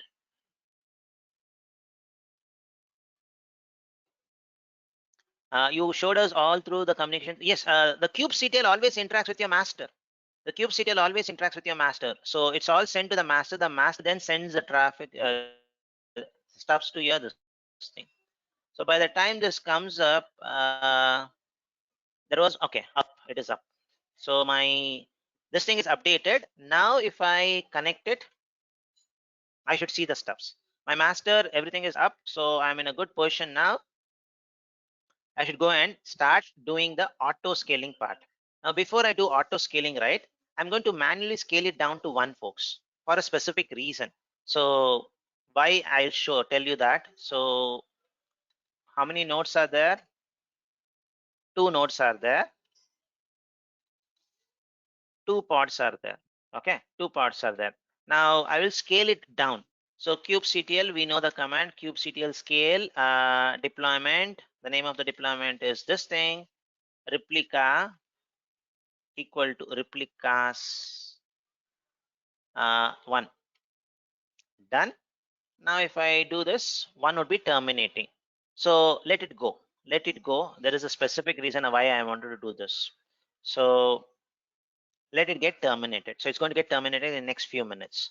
Now I don't want this all trouble making stuff. Scale it manually, scale it down, add more resources, all those things. So now from the infra part, I have made sure it can scale up to 3 worker nodes. That's good. Now from my workload part, I can go up to 6 is what I'm giving. This is a number which I'm just giving. So I'm going to configure this auto scaling, horizontal pod auto scaling with this command. Kubectl auto scale deployment minimum is this, maximum number of replicas is this. This is not nodes, this is replicas. And I'm mentioning a metrics 80%. Let's see what's going to happen. So what I'll do now is I'll do kubectl auto scale. Type auto and hit tab. It's going to auto complete. Auto scale your deployment. Name of my deployment is hello. Then the minimum which I want is 1 replica. Maximum which I want is 6 replica. The CPU utilization, CPU percentage is 80. This is what we mentioned. The same thing is what we are using. So when I do this, it's going to have a HPA created. Now, if you ask, is it still not having an HPA? No. If you do everything with the way which we have done so far, there's no HPA. How do I verify it? Whether HPA is there? Simple. kubectl get HPA. Nothing is there. But the moment I do this, it's going to apply horizontal pod scaling to this namespace. Done.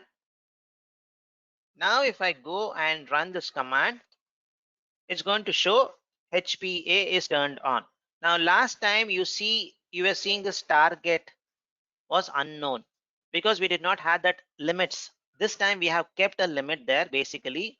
So what you can do is if you run this command one more time, you should see that 0%.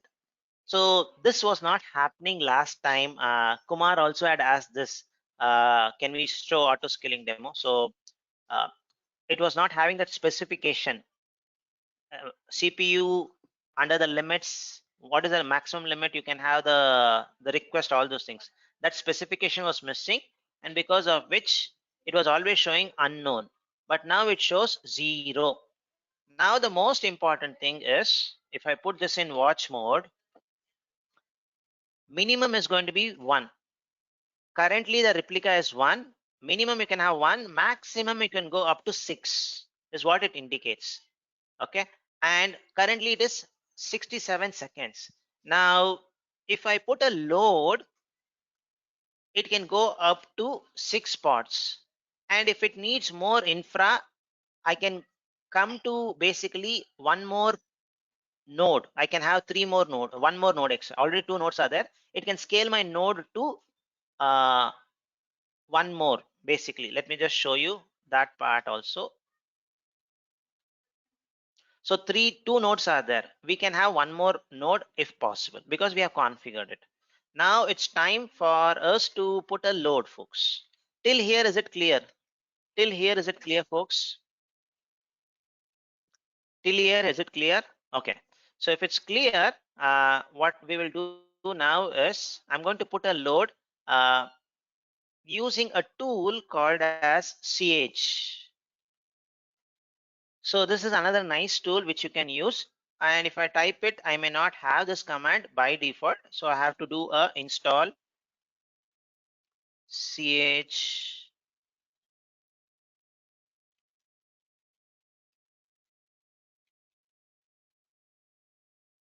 and we know Cloud Shell is ephemeral. So if you tomorrow come and see, this utility is not going to be there. If you want to keep this utility, what I would suggest is type which. This is the location. Copy this file to your home directory. Then it's going to be retained. So if you want, you can keep it. I don't want to keep it. I'm just going to use this. So ch minus c, how many concurrent requests you want to send? So 250, I'll mention it. To which load balancer or to which IP address? This is the stuff. So if I just send, so 50 concurrent requests is going to be sent continuously. So you will see auto scaling increased basically. I'm going to, I just need one more tab, folks. I'm not getting this tab. Okay, good. I was very desperate for this tab because I need 2 or 3 commands to run. So we have one tab where it shows my HPA configuration. This is currently the number of replicas. Watch for this column when we do auto scaling, and it can go up to 6. And one more stuff which I wanted to show you is put watch command and kubectl get nodes. I wanted to show you this also. So maximum one more should come. Okay, now let me put load, folks, and let's watch this number. So you should see auto scaling in action. I'm just going to highlight this number. Replicas, just watch for that. So it's now auto scaling in action. Let's wait for it. And first you should see the percentage. It's going to exceed more than 80. Then you will see more replicas added. So let's wait for this. and it's going to auto refresh every 2 seconds. So we don't need to do anything. Sit back and watch. That's it. And I'm not doing anything. I'm just watching it. Also, first the target percentage should increase basically. Let me see, is there any error here? No, it is going on. Good.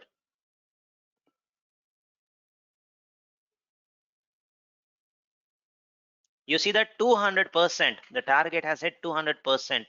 So it's going way beyond this thing. So this replica should definitely become high. It should definitely become high. Let's wait. 3 replicas. You see this, folks? 3 replicas. The moment it became 3, the target reduced, because now 3 replicas is able to handle the load. So that's good. Now if I go to my nodes, there's no additional nodes added. So with the two nodes itself, 3 replicas are working fine. 3 nodes are running, sorry, 3 pods are running in 2 nodes, and we are continuously putting load. This is continuously under load. This should again, now you see 6 replicas. You are going at 136%. 6 replicas. Now let's see whether it requires a new node. New node. Let me see whether it is new node is required. Let me just see it here. I'm falling short of tabs. Definitely, you see this, folks? Insufficient this thing. No problem. Don't worry. We are going to get it because auto scaling is already there. So you should see a new node getting provision now. So because we have already hit 6, and to provision those, you see this? A new node got created. Previously we had only 2 nodes. Now because of auto scaling at the node level, to achieve that 6, we are able to provision automatically a new node. Now if I refresh this, does it go off? It does not go off. It does not go off. It's creating. Okay, it's creating. Let's wait. All there. All there. So we were successfully able to see pod level auto scaling and node level auto scaling. Now you see the last time it was scaled was around 1 minute or 2 minutes. So in the next 5 minutes, the replicas will slowly scale down. If you don't put further load, let me just try loading. Stopped. Now if I don't put any further load, slowly after 5 minutes, maybe at 12th minute, you should see the number of replicas coming to minimum 1. Once it happens, in the next 10 minutes, one node will get automatically shut down. No load. After some more time, second node will go down. So it's going to be remaining with 1 node, 1 pod. So it will create up to 3 nodes. Yes, Mangesh, because we have mentioned up to 3. That's it. So if you put still further, it's not going to happen. So is this part of the demo clear, folks? We saw auto scaling, pod level and node level both. And if And 3 both nodes goes are in also conjunction. done, what will happen? Sorry? If Sorry? we go, If it goes beyond 3 nodes, what will happen? So you'll get The that rapid. error message, insufficient, Okay. insufficient CPU, I cannot deploy. That's what it's going to complain. Okay. So you have to add more nodes then. More nodes has to be added. Now, zero traffic. You are not putting any much load there. So because we have cut it. So to show in next, I guess at 12th minute, it's going to become, because the documentation says it takes 5 minutes to have a cooldown. So if there's no traffic, it's going to become 1. And again, the documentation said if there's no traffic or anything, for after 10th minute, it's going to become basically 1. Highlight which you can see here is the age of the node is going to help you out which one was recently created. So this was the one which was recently created when auto scaling node level auto scaling happened. The first node which was created was this one. almost 80 minutes before we start, when we started our entire demos. This is the oldest node. After that, we did gcloud resize command, right? Then it created this one. Now, when we did auto scaling 3 minutes back, it got created. So when it comes to 10th minute, right? If there is no load, this node will automatically get deleted. 10th minute or 12th minute, roughly 10 after 10 minutes, it's going to get deleted. So let's just keep an eye on this. So in next 3 minutes or so, it should get removed, folks. So let's wait. I just wanted to show you this part. Let's wait for this number to go 13th minute, because at 7th minute, everything scaled down. We did not put load. Afterwards, next 5 minutes, it will see no load. It's going to scale it down to 1, the number of replicas. So you wanted to see the number of replicas. I'll put this command, watch gcloud, sorry, kubectl pod. So all are running. 6 pods are running now, and 6 pods are running. If you see the age also, 5 minutes. It's almost all are 5 minutes old. So should get soon removed if there's no load. We are not putting any load. It's quiet now. It's a quiet period. I just wanted to leave it here just to show you the number of replicas which goes down. First, the replicas will go down. Afterwards, your pod will go down. Sorry, your node will go down. So at the 12th minute, it should happen something.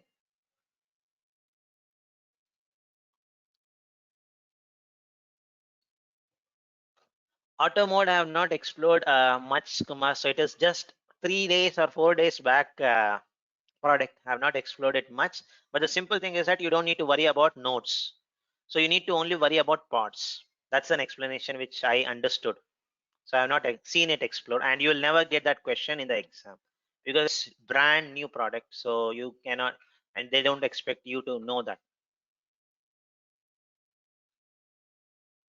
For some reason, it's not updating this age. Okay, let's wait for this. So let me just Control C, do it one more time. So should get deleted, folks. It should get terminated soon. I wanted to show you this. We have come till here, so waiting for a couple of you see this, folks, terminating. You see it is terminating. So it will slowly scale down. So let's just wait here to see for it. So one is getting terminated. Similarly, you will have other parts getting terminated because 5 minutes I waited, nothing is there, and I'm just going to scale down. So let's wait for this. 4, 5, it became 5. Now, if you wait few more minutes, it's going to keep on doing that, and it's going to make it to basically 1. At the end, if nothing is going to be there, it's going to make it as 5. 1. So just let's wait for a few more minutes.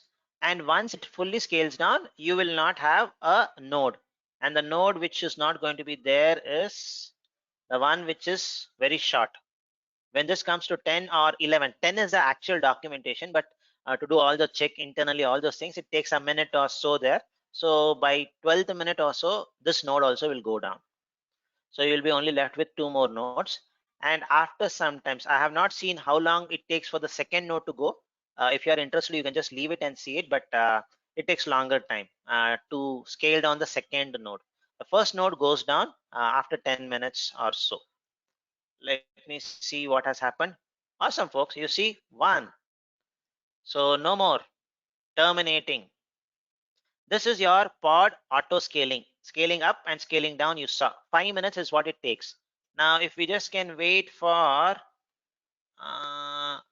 3 more minutes,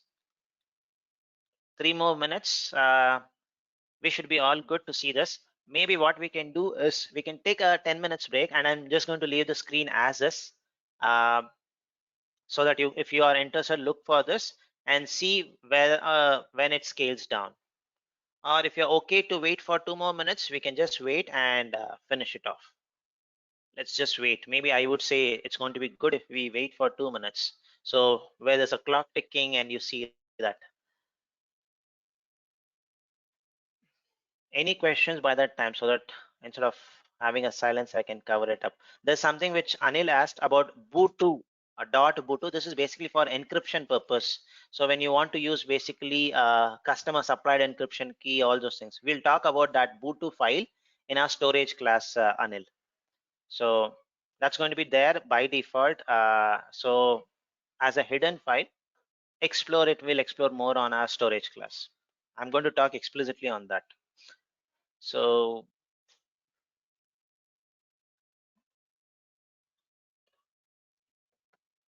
we don't have any parts running, only one replica running. So Mahesh, last time when you showed us the instance groups, right? That time you showed us multiple, for example, Asia region, US region. In the same way, this also applies in the same way, right? I mean, now you've done it No, in the region level, zone level. so that will not apply here.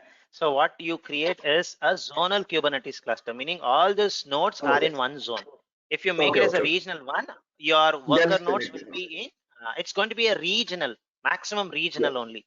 So if you want multi-region, you have to create multiple clusters. Oh, So then you have to have a ingress, which we'll talk about again later. So you can have multi-egress Kubernetes cluster. So, okay, but okay. one Kubernetes cluster, it is going to be either regional or zonal. That region is going to be fixed. So you can have n number of node pools in the same region, but not in a different region. So meaning, if you were to replicate the same demo which we saw in our Kubernetes virtual machine, you need to have 3 Kubernetes cluster in 3 different regions. Okay, okay. So it is now you showed us only one region, multiple Yes, zones. yes, Okay, yes. okay. Got it, got it. Thank you very much. So 10 minutes, yeah, 10 minutes over. So we should see in next few minutes this going as not ready, and it's going to be taken back. I would say it's worth waiting, folks, even though it may look little silly to wait and see, but this concept is going to be really making you very good, saying that, okay, how auto scaling works and when it goes down also. So the documentation says 10 minutes it's going to go down. So 10-12 minutes it should be there. So let's wait for this. It should become unready and then it should be taken back. So maybe if I can just go to my virtual machine, refresh it, you should see 3. You have 3 currently. One should go back. So 11 minutes over. Okay. The clock after 10 minutes, it will not show the seconds. Huh? Okay, okay, okay. The age. So it will not do that. Okay. Good. Let's wait for this. 11 or 13 minutes. We'll just wait and then we'll. But this is going to work. I have seen this. 12 minutes is what I have waited. So it basically works that. So once this happens, right, what we'll do is we have only one last part pending where we are going to have a new image with 0 downtime. How do we do it? It's going to be basically a feature of Kubernetes itself doing a rolling update. But how do you do it from the command line is what I wanted to show you. So using a command called as kubectl set image, a very, very important command from the exam perspective. And the same command we are going to use later in our CI/CD process. So 12 minutes over. Hope it comes down.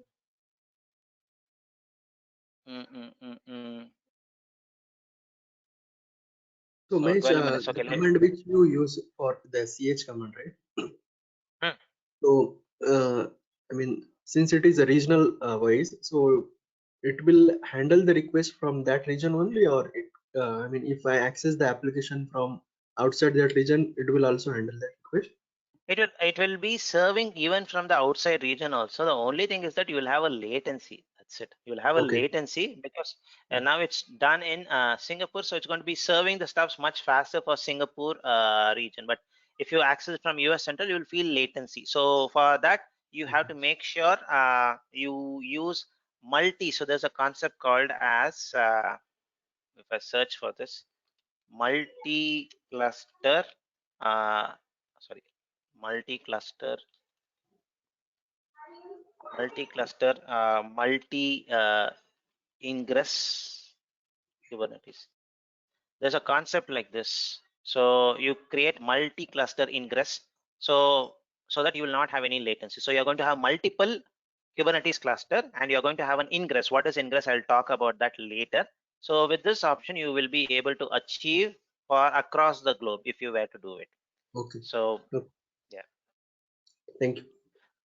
So the part on the exam part, I'll just add it. So it's taking a minute. Okay. It's taking time. Okay. Let's just leave this. Let me just go and add that exam tip. So this command has to be added in the exam tip. So let's do this last part and then take a break, folks. So change, I'll just add that, Kumar. So I have to copy it from the slide. So I'll do it later. So don't worry, I'll do it later. So the last part is change to a newer version. So like what we did it in our UI, deploy a newer version. Since we already have a new new image, what I'm going to run is this command, kubectl set image, the name of the deployment, and you need to mention the container name also here. What is your container name? And point it to a newer version. So let's try to do this and see what's going to happen. So for this, it's still going on. So maybe I have to wait for some more time. It's okay. So what we'll do now is change it to a newer version. So it should show version 3.0. I can put this in the chat if you were to see when it's going to show up. So I wanted to show this one, pod. Currently this is the pod running. So what I will do is kubectl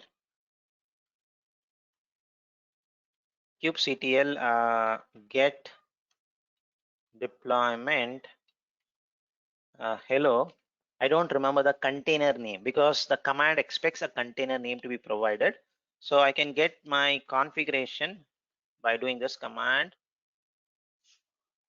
What is the name of the container which I gave? I should have a name to my container.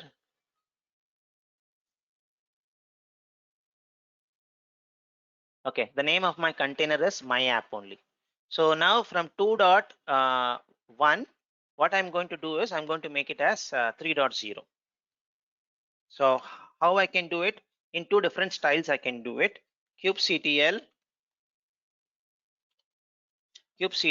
edit deployment hello.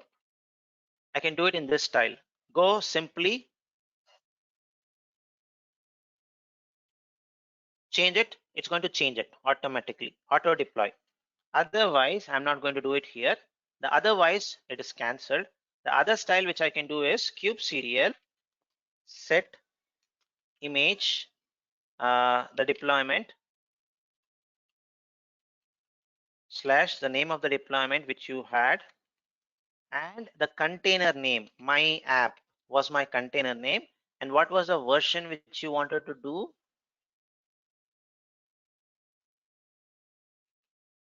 So version 3.0.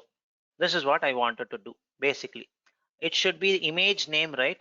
Sorry, thank you.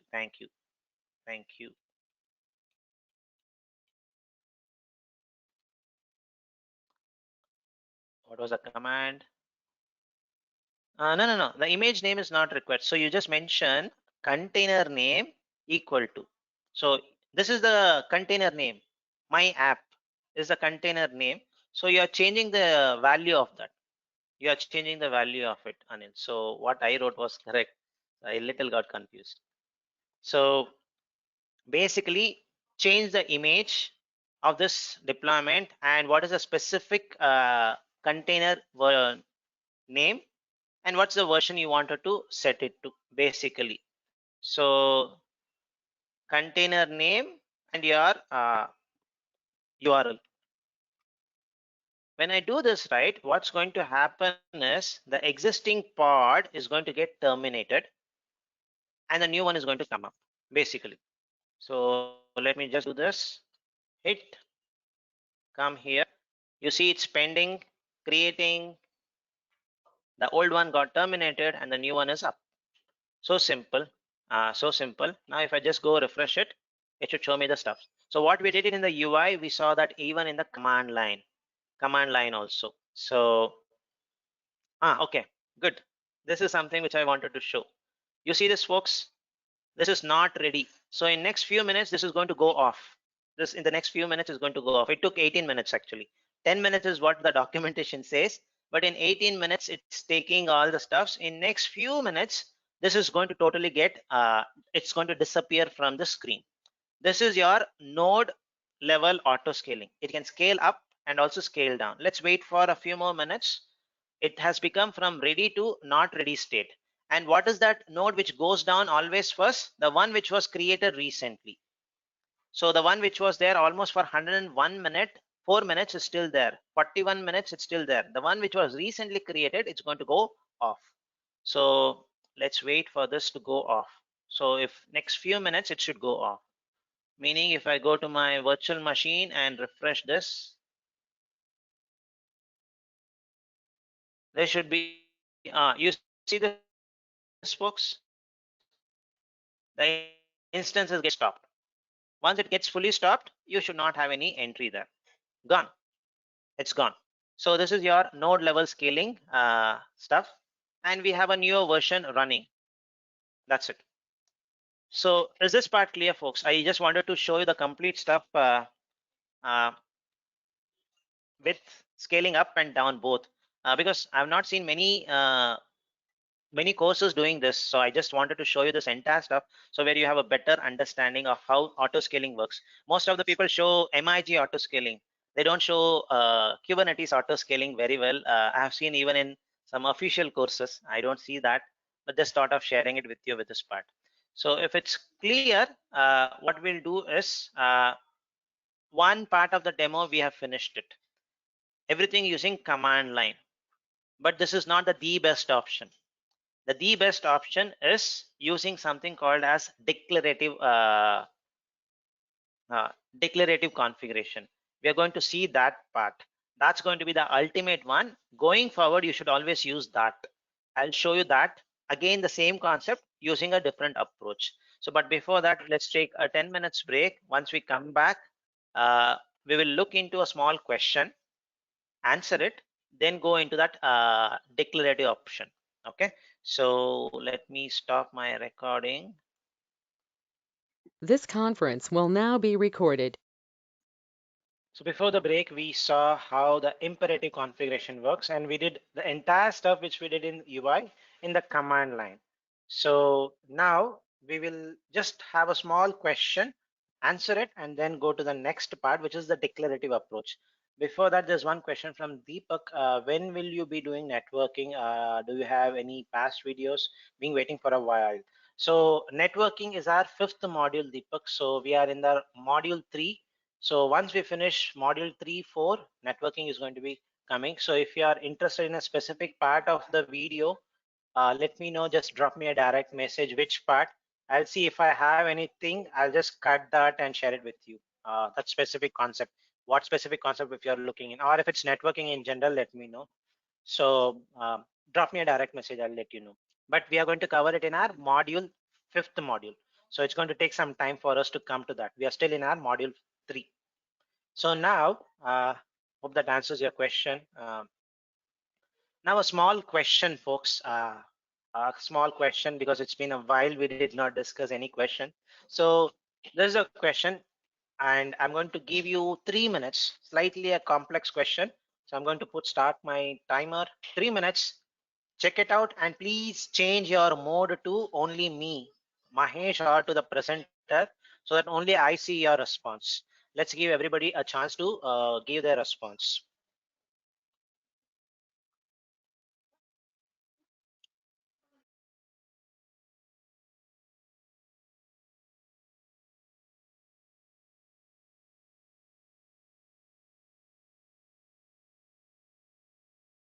Thirty seconds over.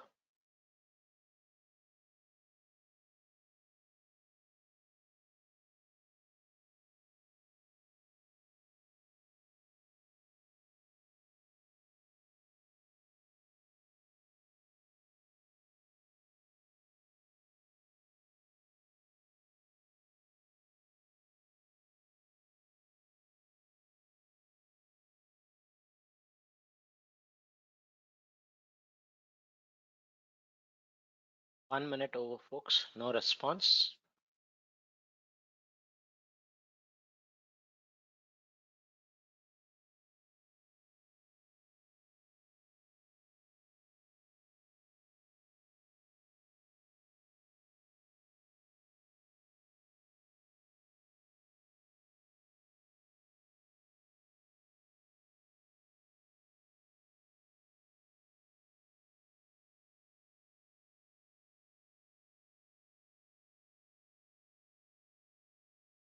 Deepak Bhandari got it correctly. And it's slightly difficult question, so that's the reason I gave you 3 minutes.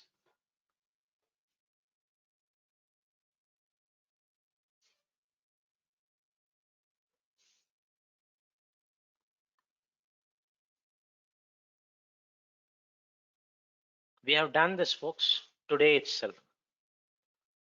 One wrong answer. Kumar got it correctly. Deepak Bhandari and Kumar got it correctly. Anil B got it correctly.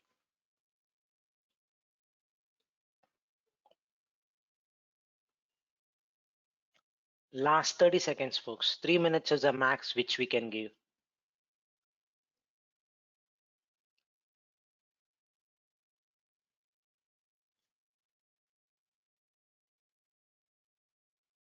No worries, Anil B. One wrong answer. Last 15 seconds.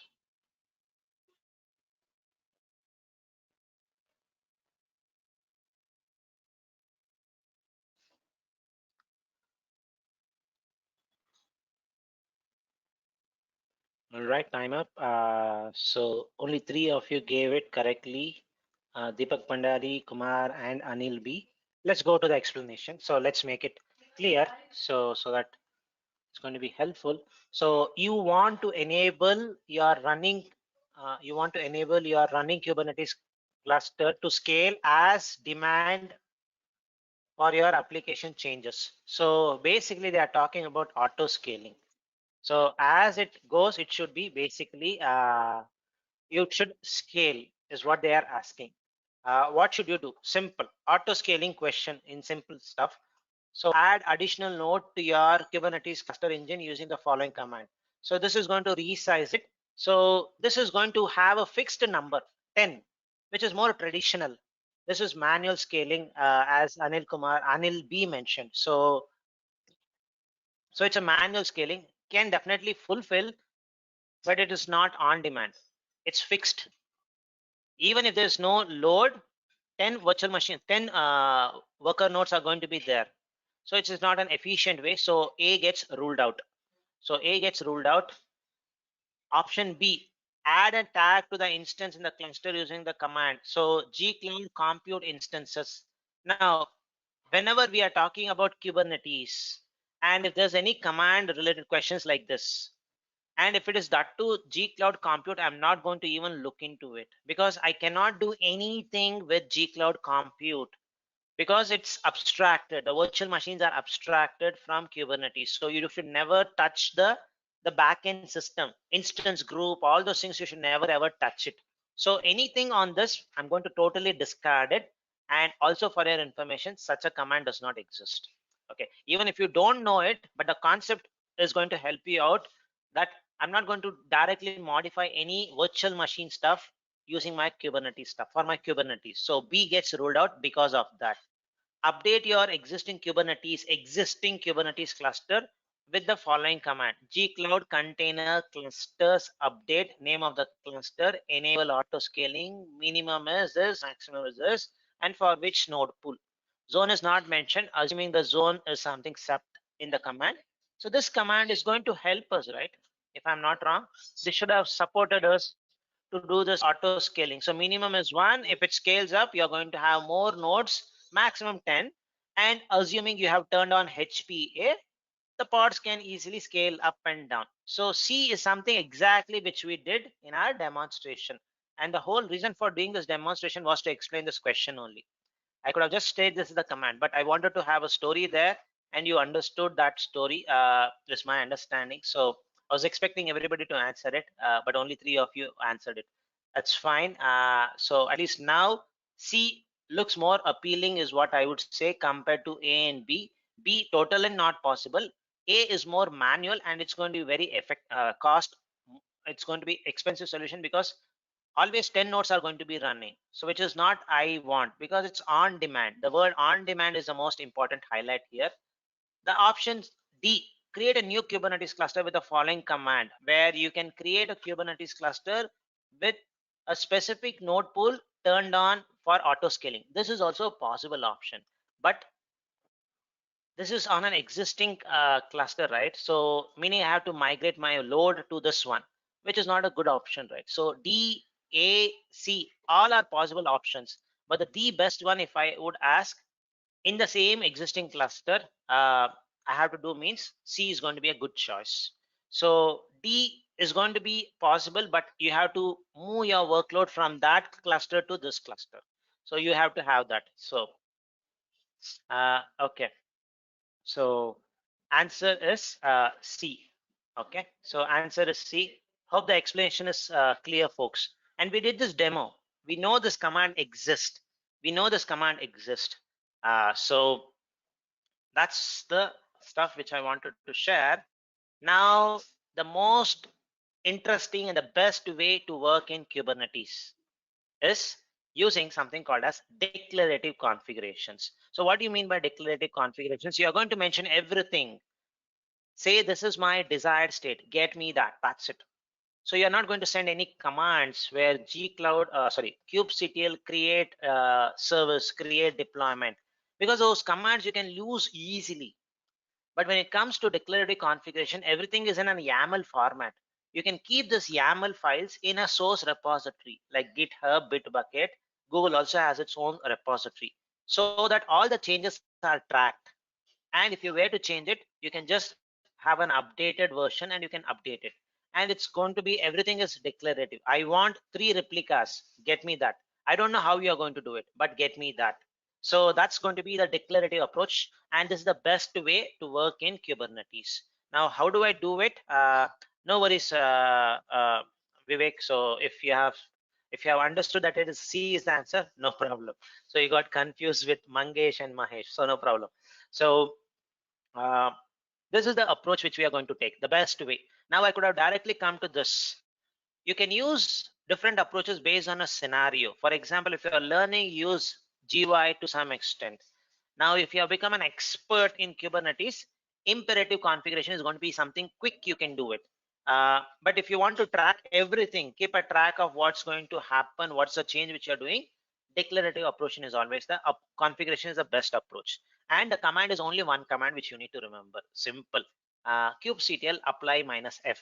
-f is the file, and you are going to mention whether it's a deployment file uh, or a service file.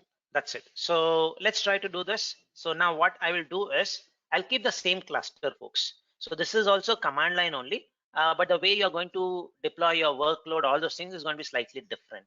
So what I will do is I'll only remove my workload, my service, all those things, but I'll keep the cluster because I don't want to waste 3 more minutes for creating a cluster. So what I will do now is there are workloads running. So how do I delete my workloads? Basically, you see 2 nodes are still running. So it's going to take a longer time for the node to get deleted. Uh, so first, what I will do is I'll remove my service. kubectl get svc. So there is one service which is running. I don't know why the form is.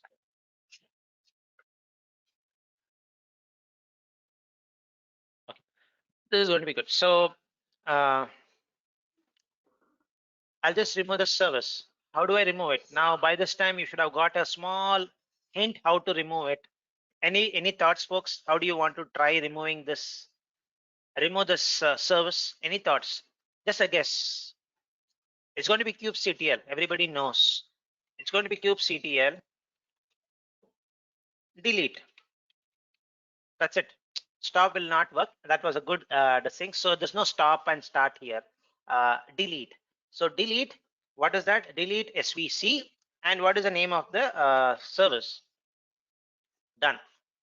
delete. So the commands are very, very easy. And please remember all the kubectl commands which you are learning in this class, you can apply it even in your AWS Azure cloud. This is a standard command which you use. Only to provision your cluster, the gcloud command is specific to GCP. In AWS, you may have something different. In Azure, you'll have something different, or you can do it in their console, the web console or the web portal there. But kubectl command is going to be the same thing. Even if you're running something called as a mini cube, Vivek was talking about mini cube, he wants to try. So you can use the same command there. All the kubectl command works in every Kubernetes version, which you are going to run in with different cloud platforms. Done. So the service is removed. So what we'll do is we'll remove our deployment also. Get deploy. So there's only one deployment. So let me just go and remove this or delete it. Sorry. Delete deploy. I can type deploy, deployments. Anything is going to work because these are all alias. So let me try deployments. Hello. Done. So now if I do get pod, it's going to be it's terminating. It's next few minutes. It's going to be removed, and we should have a empty cluster. We should have an empty cluster. So let's just wait for that. By the time that comes, as I mentioned, you should use basically some repo to keep all the configurations going forward, because these commands which we did, the imperative configurations, it was all commands. How do I keep those commands in a repository, folks?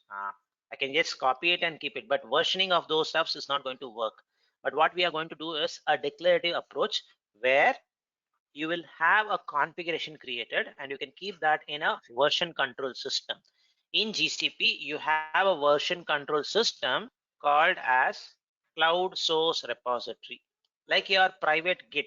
It's going to be like how for Docker Hub, you had an equivalent in GCP, container registry, which was all private. Similarly to your GitHub, Bitbucket, GitLab, you have a private Git in GCP called as cloud source repository. So it's better we keep all our configurations here. So under tools, you should see source repository. Let's just create a repo and we'll call it as Kubernetes configurations, something like that.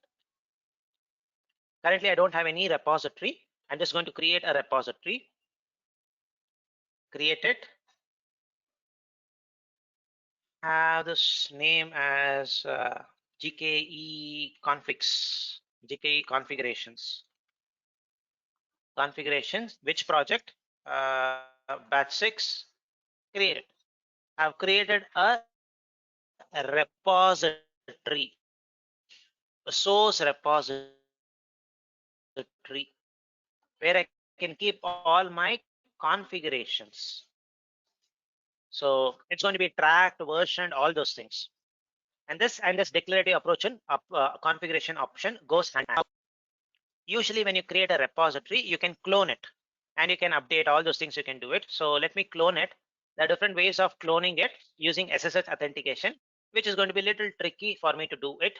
I'll go take the easiest option, gcloud SDK option, where I just do gcloud init, which I have already done in my cloud shell, and I'm just going to clone it. So let me just clone it.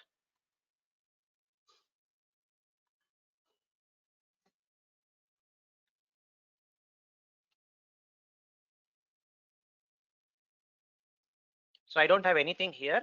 Let me just clone this. We'll talk more about cloud source repository in our CI/CD process, but here, since we are going to talk about keeping our versions there, I thought let me use this repo, cloud source repository. So this is my stuff. Now you add any files here, we can commit it, keep a track. What was the last change which you did to your Kubernetes cluster? It's going to be versioned. All those things are going to be there. So we have a repo, and this is going to be an empty repo. Empty repo, you need to populate the content. So how do I populate the content? You have to write some code, and the moment I say code, don't get worried. There are some good tools which you get. I will definitely say you'll become a fan of this. In the next few minutes, I'll show you that part. So before that, the cluster is empty, folks. It's an empty cluster, nothing Nothing is there, just an empty cluster, no services, no workload. Back to square one. All right. Till here, is it clear, folks? We have not started declarative approach, but we have just created a repository where we can keep those configurations, and we have deleted all our stuffs. All our stuffs. Any questions till now, folks?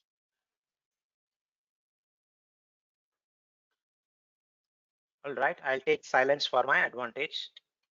No questions. If there's anything, please let me know, folks. It was just a fun thing saying that I'll take it to my advantage. But if you have any questions, please let me know. Now, what we are going to do is this demo. I would strongly suggest you to do it only in Cloud Shell, nowhere else. Most of them we are doing it in Cloud Shell, but this one must is what I would say. The reason why I would say it has to be must is there is a editor which you get, which is the coolest editor which I have seen so far, folks. Even though it may have some glitches, I really like this editor. So to open the editor, you can just click on this. This is terminal. If you click on open editor, it's going to open up your editor. So here, what I'm going to do is I'll go to this folder, which is where I have cloned my repo. Inside this, there's nothing, empty. So what I will do is I'll click on file, new. I'll call this file name called as deployment. You can call it anything, any name, sample1, sample2, but the extension is very important. Deployment.yaml. It has to be .yaml only. Is this part clear, folks? It has to be .yaml. The name could be anything, whatever you want. Mahesh, GCP, whatever, GCP.yaml, GKE.yaml, anything. But it has to be the extension should be .yaml.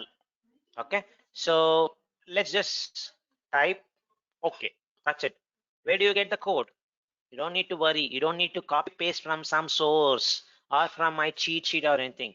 Just do control space. If you use your control space in your keyboard, the code is going to get generated for you. That's the beauty of this option. So if I just remove this, just do control space, you get lots of pre-built configurations. So the one which we are going to look is Kubernetes deployment. Kubernetes deployment. Click on Kubernetes deployment. You get a complete YAML auto-generated for you. Let me just give, and there is a blink happening. If you just give that name, everything is going to apply to there, is what it indicates. Basically, you just give a name to your deployment, then you will have a label and your container name. Everything is going to get automatically created. So let me just give it as hello deployment. That's it. Save. I'm done. I'm done with my kind of object which I wanted to have is deployment. I have it. Now, what else needs to be given? Basically, you need to give your image. What is your image? By default, it's going to give some image which is called as busy box.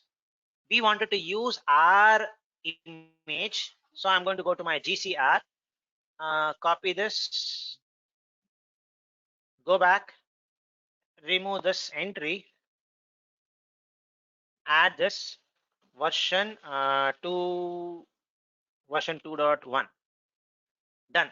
And it also adds those resource specifications we added manually, right? Here it is added automatically. It's just giving you an idea. So CPU minimum is 100 millicores. Maximum you can go up to 500 cores. If you don't want 500, keep it 400. That's okay. Memory wise, megabytes. So 32 megabytes, and it can go up to 128 megabytes. Now you can see that resource constraint which you can put very easily. This could also be an important stuff, folks, from the exam perspective. So let me just copy this. I'm not going to be able to, yeah. I'll just copy this and go to my exam topics cheat sheet. I'll add that kubectl set image. I'll add it later. I have to copy it from the slide. So resource specification. Sure, I'll show that. Resource specification in deployment YAML file.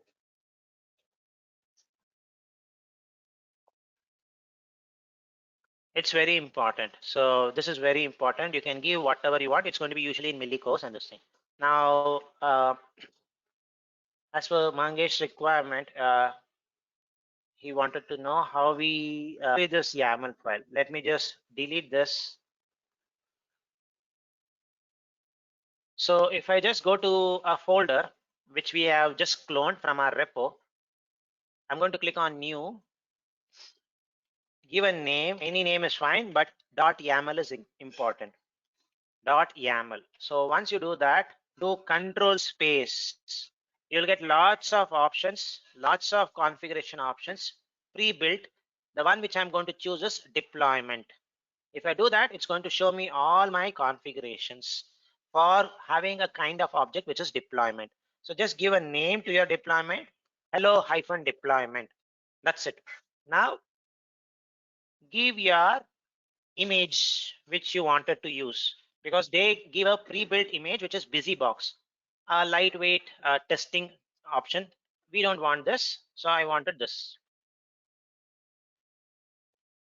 This is the coolest tool which you can use, folks.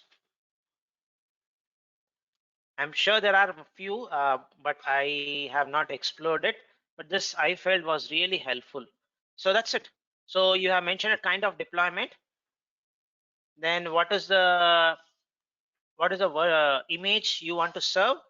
Plus your resource utilization is also mentioned. That's really good. And the container on which it's going to, the port of your container, 8080. That's where you are going to listen. So that's going to be mentioned there. Now everything is good. The only thing which is missing here is the number of replicas. How many replicas you wanted to give. That is not mentioned in this template. That's not mentioned in this template. By default, the replica is 1. If you want to explicitly mention the replica, you have to go and add that replicas word and do it. Now I don't know where to add it. Now this is where the tool comes very handy. If I think I have to add it somewhere here, please use spacebar, folks. Please use spacebar. And if I do replica 1, what's going to happen is there's a validation which is going to happen in the tool. It's going to show me you cannot put this in this specification. It has to be not at a container level, but it has to be at a deployment level.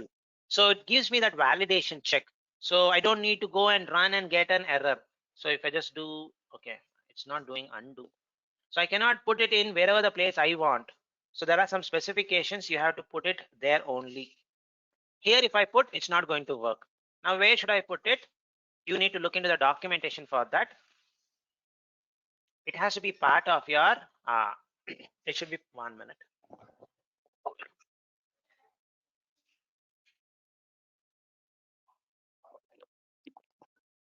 It should be part of your specification here, not the container specification, but it should be at a deployment specification. So if I just hit here, space, 3 letters again.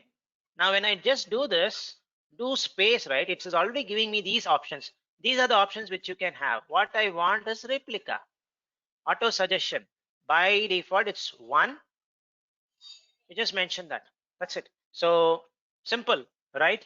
Any questions on this, folks? So we did not had a replica, so we just wanted to add it. And in which place to add, it's going to give you that very nice validation. Very handy tool when you want to use this. So is this part clear, folks? We have replica, 1 replica, we have the right image and with the right configuration. Any questions on this, folks? So it took time to build it, but we did not type anything. We just use all the auto suggestion options which we had. So we Leveraging cannot a add tool. anywhere, right? It has to be Sorry? particular place. We cannot add these Sorry? replicas tags anywhere, right? It should be at We a cannot. particular Yeah, place. it should be in the specification only. It should be in that. Otherwise, it's going to throw you an error. So Okay. it has to be under your deployment specification, not under your container specifications. This is your container specification. It has to be in the right place. If you put it, it's going to show you it's as per the schema. Yes, there's a schema there. It's going to validate it and throw you that error. So that's the stuff, folks. Is it clear, folks? Now, if it's clear, how do I do the changes? How do I do the changes to my Kubernetes? Simple. That is where we saw this line. You already have a YAML file. Just go kubectl apply -f. That's it. It's going to do a deployment for you. Similarly for service, I'll show you how to do it. So just go back, switch back to your terminal mode. Terminal mode, where I am currently. I'm in this working directory. So simple. What I'll do is kubectl apply -f deployment.yaml. That's it, folks. So just apply it. Done. The deployment is done. You want to see the number of pods. You see that the pod is running. Awesome. We were able to get the same stuff which we did it with kubectl, create, deployment, all those things. Here it is more declarative. So I mentioned that, and I can track what is the stuff which I'm going to which I have changed. So let's just wait, go back, look into our workloads and see.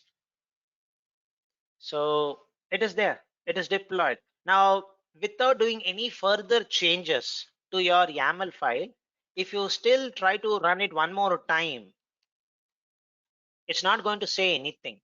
It's going to be saying you have not done any changes. There's no change needed. This is a very cool feature, right? If you do kubectl get create deployment, if you by mistake you ran it twice, it's going to run it twice. But here the state is already mentioned. So if the state is not changed, it's going to say unchanged. You run it multiple times, it's going to say unchanged. But if you go and change it, make a small replica, maybe you want to have 2 replica.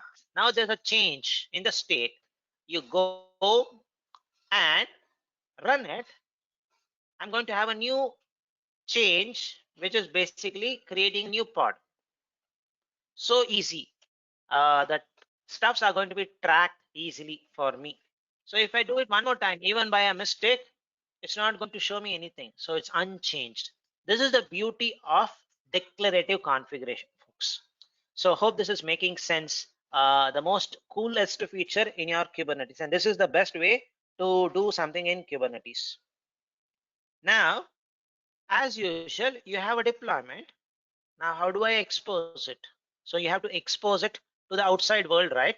So you need to create a service. Now we know how to do it in the UI. We know how to do it directly with a command line, which is kubectl create service load balancer.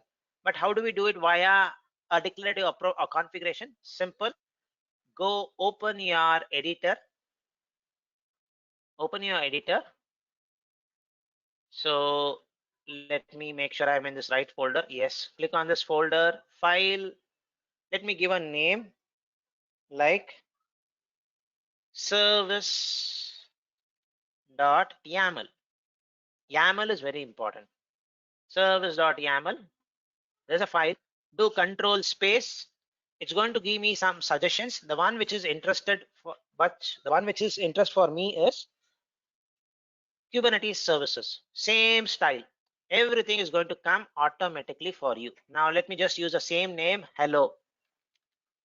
When I use this hello, it's going to show me this is what you have a configuration and the type of services. If I just mouse over on it, right, you don't need to remember everything. It shows the available options are cluster IP, node, port, load balancer, and external name.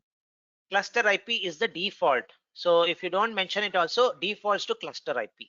What is cluster IP? We'll explore it at maybe in tomorrow's class. We have not come to that stage yet. So what I need is load balancer. That's what I've been using all this time. So I'm just going to remove this, type control space. It's going to show me the suggestion. I don't need to type anything, folks.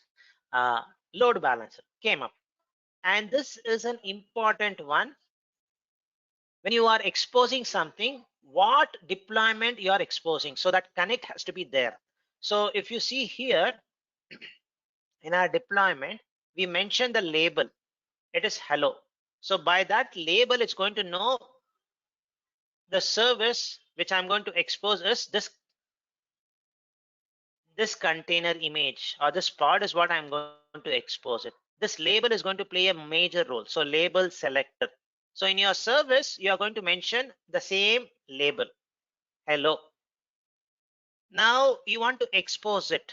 So the target port is your container port, and port 300 is what is the port on which your load balancer is going to listen on. So you can keep it as 3000 if you want. You can make it as 80 if you want. If you make it as 80, you don't need to mention any port. Basically, like how we were accessing previously, this one, you're going to get the same style. So that's a small change. Just change this to 80. Everything is going to be automatically there. Now, how do I apply it? Same option. Just go kubectl apply -f. So you don't need to remember so many commands. Kubectl create deployment, create service, all those things. So easy. Go back. If I see the files, it is there. Minus apply. Done. Now let me just see whether the service is up. So if I do svc, so I have my deployment, my service created.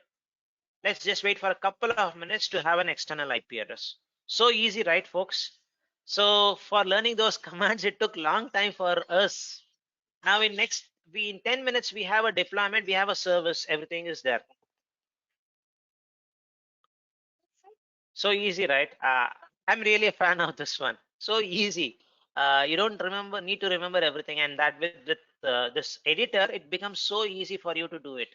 So let's just wait for a minute for our IP to come up.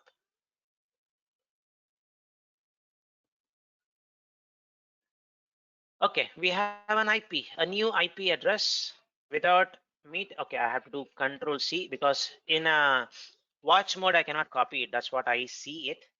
If it's possible, it's okay.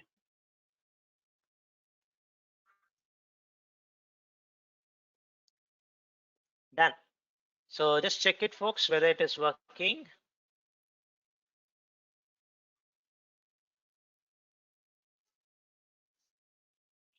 Working. It's working.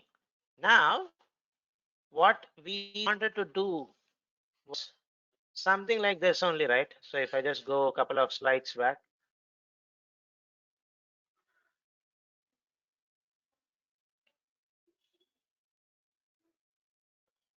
So create a cluster, we created it in command line, we deployed it, we exposed it. Now you want to scale up, scale down, we can do it. To create a new version, we can do that. I'll show you that. But the key part was using a declarative approach. You mentioned it's going to create it for you. Instead of running these commands, which it's very difficult for someone to remember. So power users usually use this if you want, but the best approach I would say is to always use something which is declarative configuration. So you saw that value by yourself, I would say. So now what I will do is I have my code, all my configuration in this. Now I wanted to keep a track what I did last time when I did the deployment. So what I will do is, because it is a version control system, I can do a commit git status. There are two files which is not been committed to my repository, source code repository, like your GitHub. So why we need to have a GitHub? We can track the changes, what you have done in the last deployment, what you are doing in the next change. All those things you can track it. That's way this configuration is going to come handy. But how can you keep those that kubectl commands which we have seen previously? It's difficult to keep it in a version control system, right?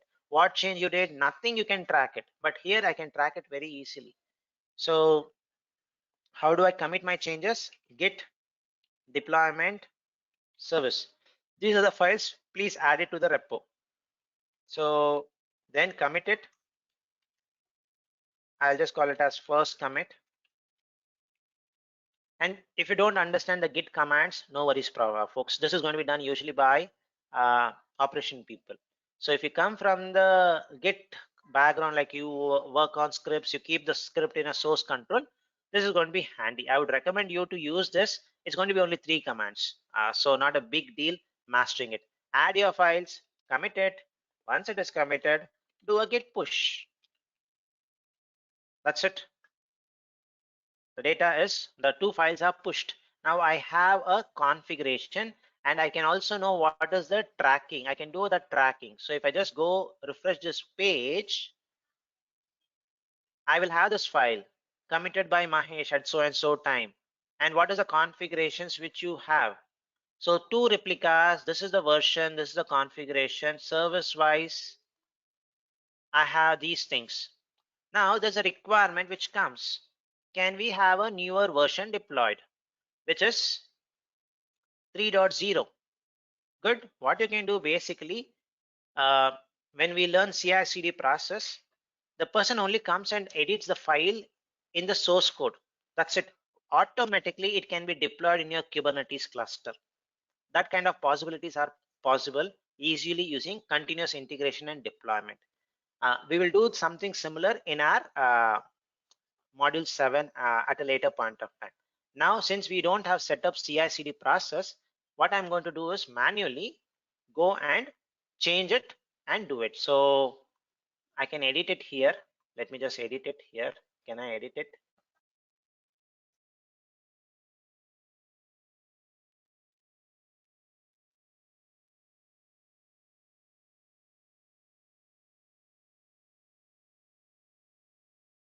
So I can edit it or do it. So let me just edit it here. Can I edit it here? Trust.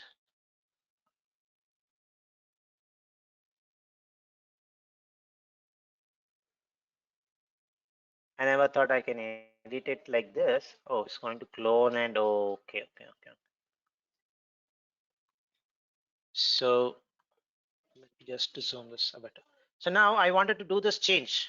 So change this to 3.0 and I want minimum 3 replicas running. Now I can keep this track easily. I can keep this track easily and start working on it, commit the changes, then apply it. So that way I have complete capture of what needs to be, what was done, who did it, everything. So now if I do git status, you see only one file is changed. Only one file is just commit it so that you can keep a track of it. How do I commit it? Git add deployment git commit -m. The message which you are going to say is uh, deploying new version. New version. Push it. If oh, okay, it is pushed. Oh, is it pushed? Let me just see it, folks.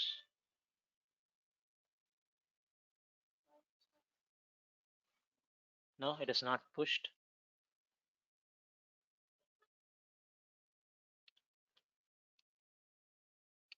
Why it is not getting pushed? Git status.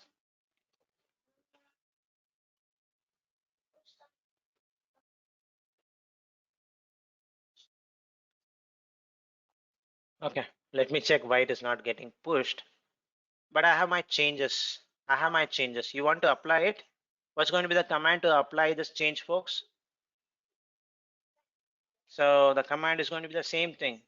Apply kubectl apply -f deployment.yaml file. That's it. You just apply it. You should have basically watch kubectl set get pod. So currently you have 2 pods running. What's going to happen? I need a new version, meaning it's going to just drop these 2 stuffs, terminate it, create a new 3 replicas, which is a newer version. That's it. So just apply it. I guess it is not changed here. 1 minute, folks. I'm in the wrong folder. If I'm not wrong, I'm in the wrong folder. I'm in the wrong folder. Okay. I'm in the wrong folder. Sorry. So when I cloned it, right, it created a folder called Cloud Shell Open and all. So slight confusion there. kubectl apply -f deployment.yaml -f. And you can also have multiple files like this. If you want, you can do this also. This is also possible. Or you can go one level out and do it at your folder level. So meaning you can do out, can go out. You have a configuration. You can do something like this: kubectl apply -f GKE, like this. So whatever is the services deployments which you have, all those things are going to apply. Now services, there's no change, so it's going to be showing like nothing is changed. But deployment, there's a change, it's going to get updated. So you see this deployment configured, but services nothing, it's going to be there. Now my older stuffs are going to be terminated, and I'm going to have a new version, and I should be able to serve it with 0 downtime. So if I just go refresh it, I should see it. That's it, folks. So simple when you're doing with declarative approach. And all the changes are going to be tracked in my version control. So that's easy for me to understand what was changed, basically. Let me just stop it here for any questions on the declarative approach. Any questions on this, folks?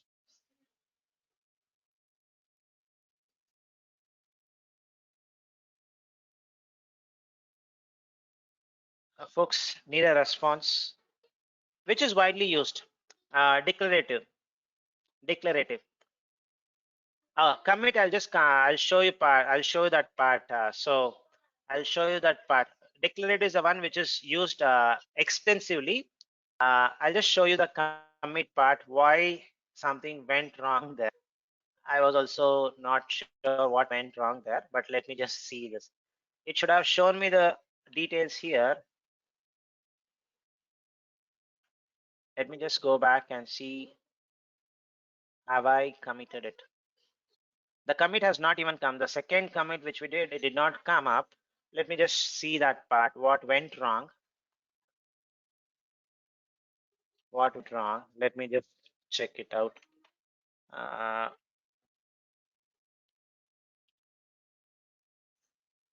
Oh, okay. I understood it.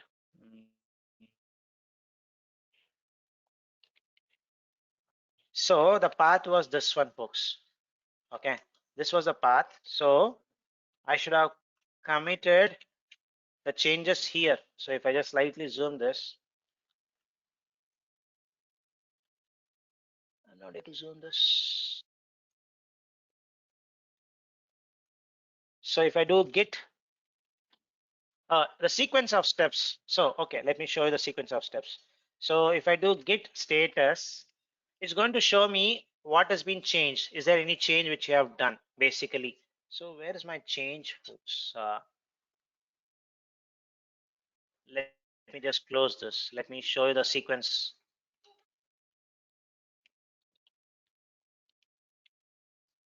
I'm here. So you go inside your deployment. So assume you do some changes. You do some changes to your stuff. Now this Cloud Shell is something which you can use, or it could be a local system where you all do this. Can you do, please do, I'll show you the PWD. So I'll just do the PWD. So the place where it cloned, it is wrong place. So it's not working. So if I do print working directory. I'm in my GKE configuration, the one which we cloned. So I have done some change here. I've done some change. 3 replicas is what I wanted, and the version which I want is 3.0. Now if I do git status, it's going to show there's one file which is modified. One file which is modified. So how do I commit it? So the way you do it is, it's going to show that command at the bottom. Do git add and then git commit. That's what it indicates, Kumar. So just do git add the name of the file. Done. Now if I do git status, it's going to show it is in track. Now commit these changes to your repo. So for that I use git commit -m changed the version, or changed to version 3.0 with 3 replicas. Done. Then let me push these changes to my repo. It is now going to reflect in my source code repository. So if I just go here, refresh it, I'm going to have 2 entries. Now I can track it very easily, right? See what was the one which was done in my first version, and I can compare it. So if I just go here, in the second commit, 2 lines were changed. Replica was changed from 2 to 3. The version was changed from 3 to 0, 2.1 to 3.0. I can easily manage everything in my source code repository, and I deploy it whenever I want. Just do kubectl apply. That's it. Makes sense, Kumar? Anil, so the print directory cleared it. Looks like the last time we made changes, it was outside the folder. Yes, it was outside the folder. Something went wrong. So something went wrong, basically. So this is the way which you should use. Now, the next thing which we are going to do is, all these things which we did was manual. I change the code, I commit it, push it, and again need to do kubectl apply. But in module 7, we are going to do CI/CD process, where you just need to commit the code. That's it. Commit and push it to the repo. Then doing kubectl apply, Google is going to do it for us using a tool called as Cloud Build, which we have learned to some extent already. So that's going to be automated deployment there. So that's going to be an ultimate one there. But now we'll not discuss that, because we are in compute engine or compute options. At a later point of time, we'll look into CI/CD process. All right. So if this is clear, we'll move on to our next stuffs. So we saw how to deploy a YAML, how to deploy, a service, a deployment, all those things with one single command, kubectl apply. Now, a little bit of a tip about little more. We talked about deployment, pods, all those things. How do I connect pod, deployment, all those things? So I got this image from internet. It was really nice. So I thought, let me use this and show you the concept.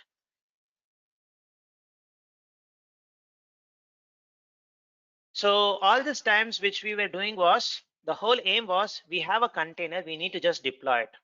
We did not go into the details of about deployment, the kind of object which we were using. We never went into the details of it. We never went into the details of the services, the types of services which you have, load balancer, cluster IP, node port. Now let's explore that. Okay, so first let's go with the deployment. So usually the deployment, it's a kind of an object which you get in Kubernetes, which is going to basically have an option to wrap your pod. Pods are wrapped inside a replica set, inside the replica, and the replica set is going to be wrapped inside a deployment. Now it's going to be a high level construct which keeps changes of any updates, and if something is changed, it's going to update that automatically. It's going to be like a contain, I would say, like a wrapper or a high level construct for your pod. So at the end, the pod is the one which is important. Then if you were to look into the replica set, how many replicas you have created, So you can track it from your replica set, and high level wrapper or deployment, if you want to see, that's your deployment part. So the topmost stuff is your deployment. Now it may look little difficult to grasp, so I'll try to show you a small demonstration on deployment, replica set, and pods. So first in the UI, then in the command line. So how these are: pod is the lowest one which you have, and you can deploy a pod directly on a Kubernetes. You don't need to wrap as a deployment. That is also possible. Let me just show you that part. So to make that clear, let's go back to our console. So back to console. If I go to my workload, whenever you come to workloads, right, look at this type, folks. What is the type? The type is a deployment. It's a deployment. Now, if I click on this deployment, what I get is basically the deployment details. The deployment details. Now, if I slightly scroll down, I get something called as replica set, which is going to manage all your replicas, all those things. So the name of the format in which your replica set is going to be there is the name of your deployment hyphen some alphanumeric characters. So if I just go here, this is your replica set. Now, when I click on this, it's going to show me my replica set details. You see that from pod details, it became replica set details. Now, in this replica set is only you're going to mention how many replicas you are going to have. 1, 2, all those details are going to be there. Now,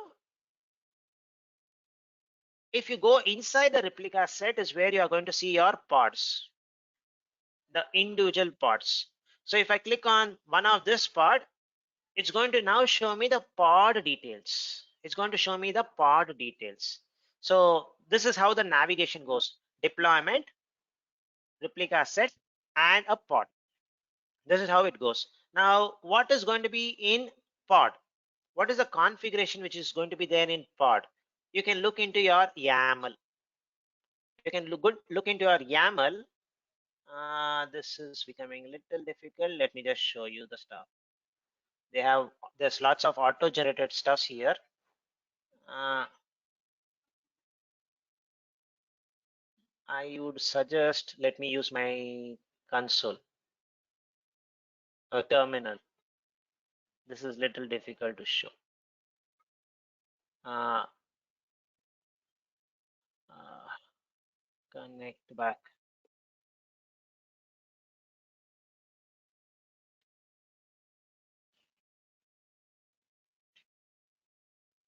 One minute, folks. I just wanted to show you that part. Let me connect back.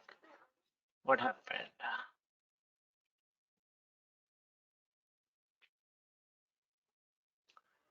So command line looks better for this part. So if I just do kubectl, the way to navigate is deployment. Then inside the deployment, you will have a replica set.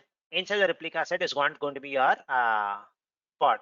Now, how can I see that in the command line is going to be something like this: deployment, comma, replica set, comma, pod. Deployments, you can call deployments, replica sets, pods.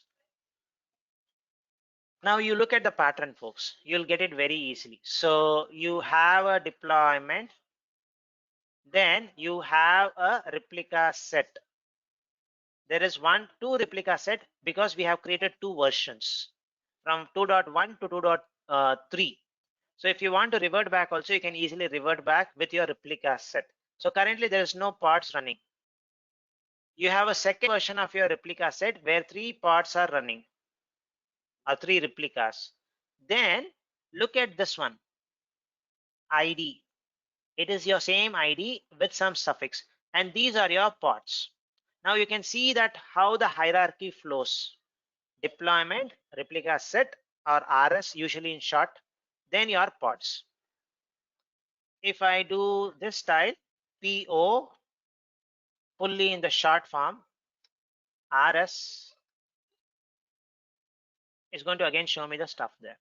So again, it's going to show me. Now, replica set is going to keep all your version changes. If you want to revert back to this version, you can go and revert back easily. So that's where the versions are going to be tracked also there. And one important stuff which I wanted to show here is just copy one of your pod. Let me put it here. Get one of your pod details, copy one of this pod. Now run this command kubectl get pod, the pod details -o and YAML. This is going to give me the YAML file. So hit enter. Hope the configuration is very simple for me to explain. They made it a little complex. So when you are looking at a pod, right? When you're looking at a pod, this is difficult, folks. Let me just use this one. Sorry. So if I go to my pod, look at the YAML. This is replica set. My bad. 1 minute. Go to replicas. Go to my pods. So I'm in my pod details currently. Now, if I look into my pod, the YAML configuration, in this configuration, you will not have any details about your replicas, how many replicas you want, all those things will not be there. Only the pod specification would be there. What is your pod specification? Basically, if I just search for replica here, replica set, that's it. No other presence. So what I will have is only this specification. This is my container specification, nothing else. This is what I need. This is the image, this is the configuration, this is the specification. That's it. Now, when you go one level up from pod, sorry, from if you go to replica set, in your replica set, basically, if I go to my YAML, in my replica set, the YAML, here I will have that information of the replica. So if I just do the same thing, replica, 1 minute, I am making something wrong.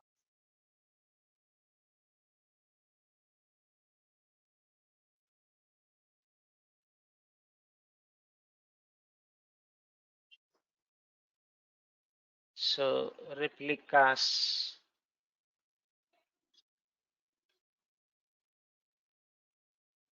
they made lots of changes in the UI, folks. Okay, so when I go to my replica set, I'll have my replica details, but in my pod details, I'll not have this replica details. Now, what is going to be there when I go to my deployment is where how you are going to deployment, the strategy of your deployment, rolling update, or there is something called recreate option. That is what you are going to see in your deployment. So if I go to my deployment and the YAML details of it, I'm going to see some specifications, which is specifically to your style of deployment strategy. So different configuration or different like pod is going to have just the pod specification. Replica set is going to have pod specification plus that's replicas. Your deployment is going to have the strategy, how we are going to do it. This is going to be very easy if we can show, if I can show you in this editor. I understand it's going to be a little confusing. Let me just repeat this and use this new option. This is not the one. I don't need this. So if I just go here, I'll create a new YAML file, folks. New YAML file. I'll first call it as pod.yaml. Pod.yaml. Now use my control space. Look for the pod template. Pod template. Now look at this.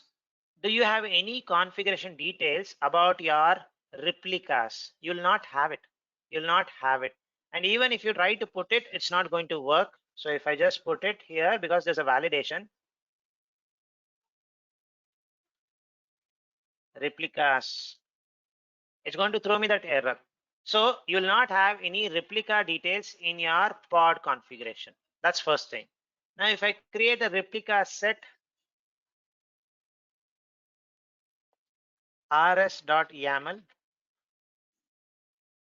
and do control space, let me see whether I can have a replica set configuration. A replica. No, I don't have it. I don't have it. I don't have it. Okay.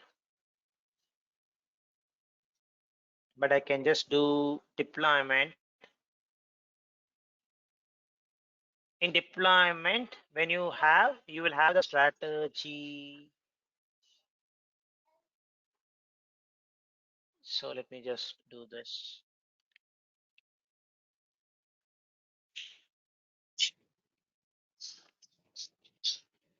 So if I just do deployment one more time.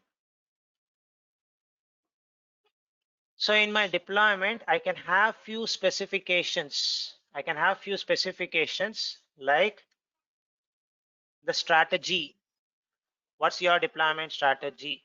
So whether you want rolling update, then in that, what should be your maximum surge?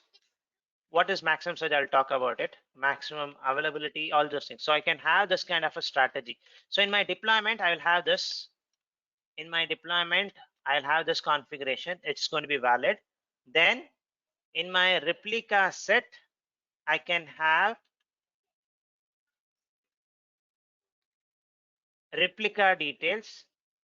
In my pod, I can have only the container specification. Let me just wait for here for any questions, folks. Is this clear? So basically there is a 3 layers here: pod, replica set, and deployment. Replica set, these days people don't use it heavily because they package everything in the deployment itself. They mention the replica and then do it. If you ask me, the way you have to do it is first create a pod, then create a replica set, then create a deployment for it. But now with deployment, you can package everything and do it. Yeah, is there a question? So Mahesh, what exactly we are achieving with this actually? Okay, what we are going to achieve, that's going to be a good question. So let me just show you. Now, what we are going to achieve is, let me just remove this content. Pod. So let me select pod. I'll call this as hello pod. And the image which I want is the same image. So what we are achieving by doing all these things, let me just show you that. Version 3.0. Version 3.0. That's it. Now this is my pod specification. There's no doubt in this. Simple, it's auto-generated. We just gave our pod details. Nothing else. It's not a deployment. The kind of object, if you see, it is deployment. Now, what I will do is, I will just do kubectl.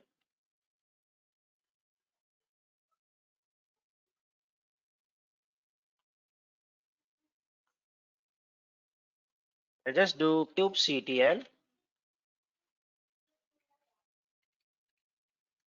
apply -f pod.yaml. Now it's not deployment, folks. It's a pod. It's pod. So it's a pod is what which we have deployed now. Now if you go to your console and look into it, you see totally a different view, and we'll understand a deployment and a pod difference by doing this demonstration. So if I just minimize this thing, refresh it.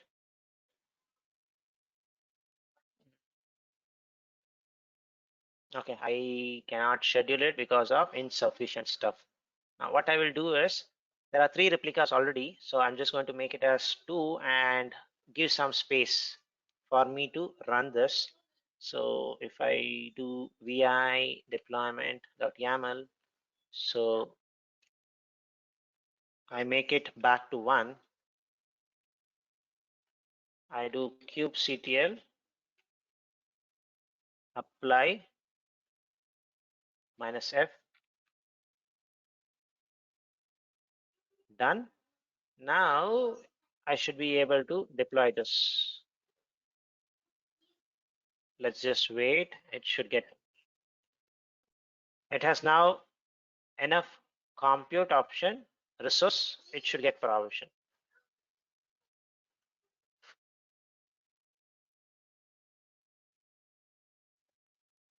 See, that's what Mahesh. Now, whatever you just done, right? kubectl apply -f deploy dot YAML file. And I mean, I didn't understand what is the difference between this and that pod dot y. Wait, I'll show you Yeah. that. I'll show you that. Okay. So now the same command, we deployed a pod and we deployed a deployment kind. So this is what you see as a difference. Now, what is this difference going to make a huge impact is, now this is deployment, this is pod. What I will do is go run this command, watch kubectl get pod. I'm going to run it in a watch mode. This is your pod which is deployed via a deployment. So it is managed, or it's entirely controlled by your deployment. Meaning, if I go and delete this pod accidentally, delete pod, the complete name, I delete this accidentally, what's going to happen is it's going to get terminated, but immediately a new pod is going to come up. The reason is you have mentioned it in the replicas. The desired state is I have to have always one. It does not matter for me what you are going to do. You should have one replica running. So this is now controlled by your replica set and deployment. So this is going to be self-healing capability is going to be there. Self-healing capability comes with your deployment. Now, if I try to do the same thing for this single no pod, it does not Then have it any will not. self-healing It will not capability. create. Yeah. It will not even Okay. come up. It will not even Yeah. come up. So that's the whole reason why you need to wrap it as a deployment. The self-healing capability is going to come. So now if I Thank you very just much, try Mahesh. this, yeah. So now if I try this, deleted, bye-bye. After it goes, that's it. It does not come back because you have not wrapped it. So deployment is going to have a self-healing capability, but your pod, just the pod will not have it. So it's always recommended you don't create a pod like this, because if something goes, something crashes or it does not, it cannot come back. But if it's a deployment, part of your deployment, it's going to always have that self-healing capability which is mentioned here. So the self-healing capability is going to be there. So deployment, replica set, and pod is a better choice when you are going with it. And usually people now put replica set in your deployment itself. The replicas, all those things, part of your deployment itself. So this is going to be a better approach when you are doing something in Kubernetes. Let me stop here, folks, for any questions. So the self-healing capability is going to be there with only with your replica set or with your deployment, because deployment replica set is going to be wrapped inside a deployment. Any questions, folks? Maybe the last 20 minutes was little confusing, so just want to stop here for an explanation if something is not still clear. Don't use pod. Always have a deployment, which is going to have the pod specification, the replica specification, and any strategic way of deploying it, rolling update, all those things. So, Mesh, at any particular circumstances, do we need to manually create pod? Sometimes for testing, right? Tomorrow maybe we'll do that. For some testing purpose, you want to just have a small standalone pod. For example, in this Kubernetes cluster itself, right? Say for example, if I just go to my this thing cheat sheet. assume from your kubectl, from your cluster, you want to run some gcloud commands or something. So what you can do basically is, in some scenario, you may want to run a standalone pod with something like this. Let me just copy this thing. So what I'm going to do now is, I can create a pod using the option like in a declarative way like this, or in an imperative way like this, where I create a slim version of Cloud SDK. So this is going to be deployed in my Kubernetes cluster as a pod. Now what I can do with this option is, if I were to do some gcloud commands, all those things, I can use this. So it's a standalone pod in my cluster. So sometimes for testing purpose, this is going to be helpful. If you are not able to debug, have a pod running like this, go check what's happening there. So that's where an individual pod could be really helpful. Mangesh. Okay, thank you. Yeah, tomorrow we'll do a demo, so which is going to help you on understanding how we are going to do this part basically. So now I'm in this pod. Now if I just do gcloud, I'm in a pod, folks. I'm in a pod and I'm running these commands. So if I exit and do kubectl get pod, I see a pod name. This is my pod, which is running my Cloud SDK. I am running my Cloud SDK in a containerized form. So that is what you see basically. So that's your deployment, replica set, and pods. People don't talk much about replica set these days. The only thing is that I saw some official documentation in Kubernetes page. So in deployment itself, they put everything. So it's going to cover everything. So they don't specifically create a pod, then a replica set, then a deployment. So in deployment, have everything and deploy it. That's it. Tomorrow, when we come back, we'll explore more about our deployment files, where we are going to talk about some parameters like rolling update, max search, all those things. How we can look into those various configuration details, replicas, where should you put it, where you should not put it, all those details. We'll see, because I showed, right, you cannot put it in a container specification, the replica part. So how do you know where to put it? All those details. There's a small trick which we can use to know that. So we'll explore that in tomorrow's session. So if there's any question on what we did today, let me know. Happy to answer. Any questions, folks? If the last part was not clear, no worries. I'll repeat it tomorrow once more. The last 20 minutes or so. The importance of a pod and the importance of a deployment. The deployment replica set are self-healing capabilities. Pod is not self-healing. Simple. If you remember that, that's going to be good. So I showed you that self-healing capability there. So if it's still not clear, let me know. We can redo it tomorrow again.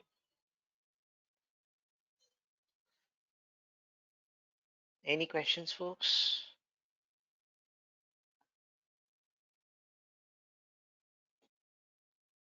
All right, so was a long session is what I feel. Okay.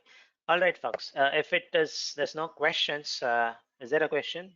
Somebody No, unmuted. I just Vivek here. Just a Yeah. general query actually. Yeah. I don't know. It would be too early, but to ask this question. But I just want to understand: is there any, I mean, way or material that we can practice? Which kind of questions we can come up during interview for GCPs actually? I don't have a ready-made thing. So only when I look at any topic, when I'm talking, something strikes me, I usually talk that. I don't have a ready-made one. I have to sit and create what and all. So I have to go through all the slides. Then whatever strikes me, I usually do. I don't have a ready-made stuff, Vivek.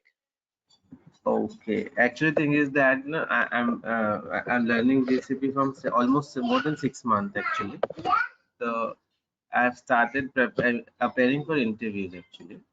So during this Best way I would say, the best way I would say is right. standard one. So 2 or 3 interviews will go for a toss. So what was not answered there, you try to capture those things, learn those things. That when you are learning that, it is again going to lead to one more few stuffs.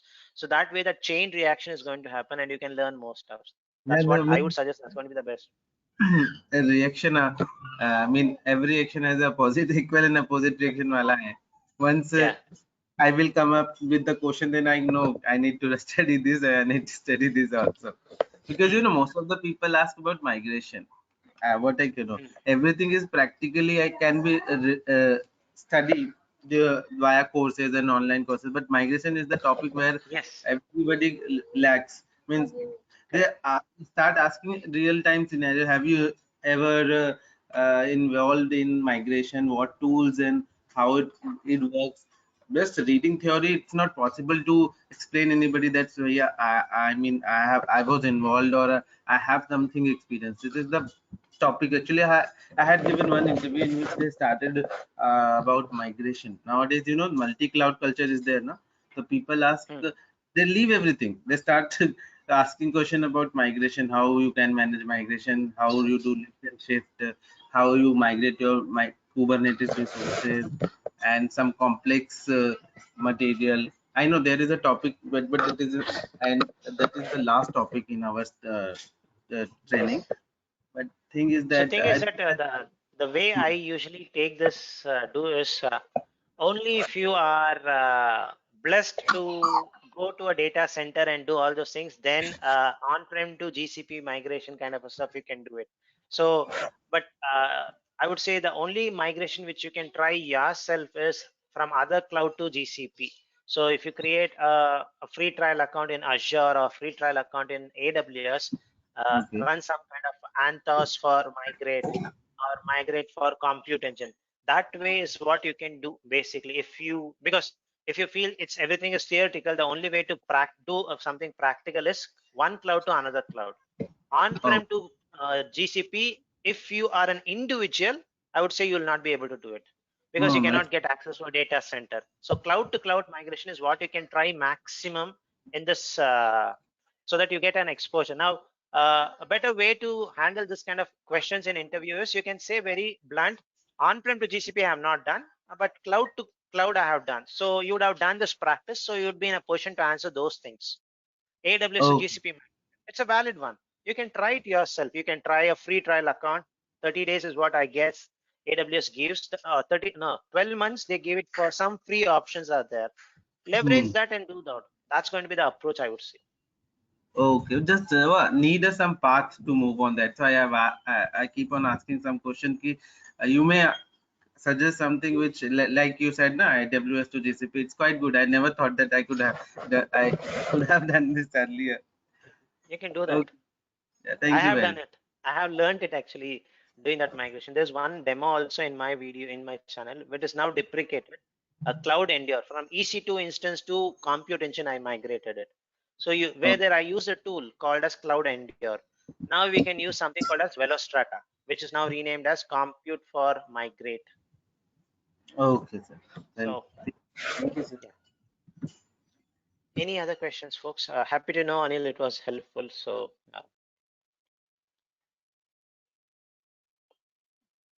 all right, folks, if it's no more questions, I'll stop it. All the stuffs are updated except the bookmark. I'll update the bookmark page or HTML page today. You can look into the bookmarks. The recordings, I'll upload it in next 3 hours. So recording should take 2 hours to process. I should upload it right away after that. See you on tomorrow's class, folks. Thank you. Bye. Thank you, Mahesh. Thank You. you. Bye. Thank you. Bye.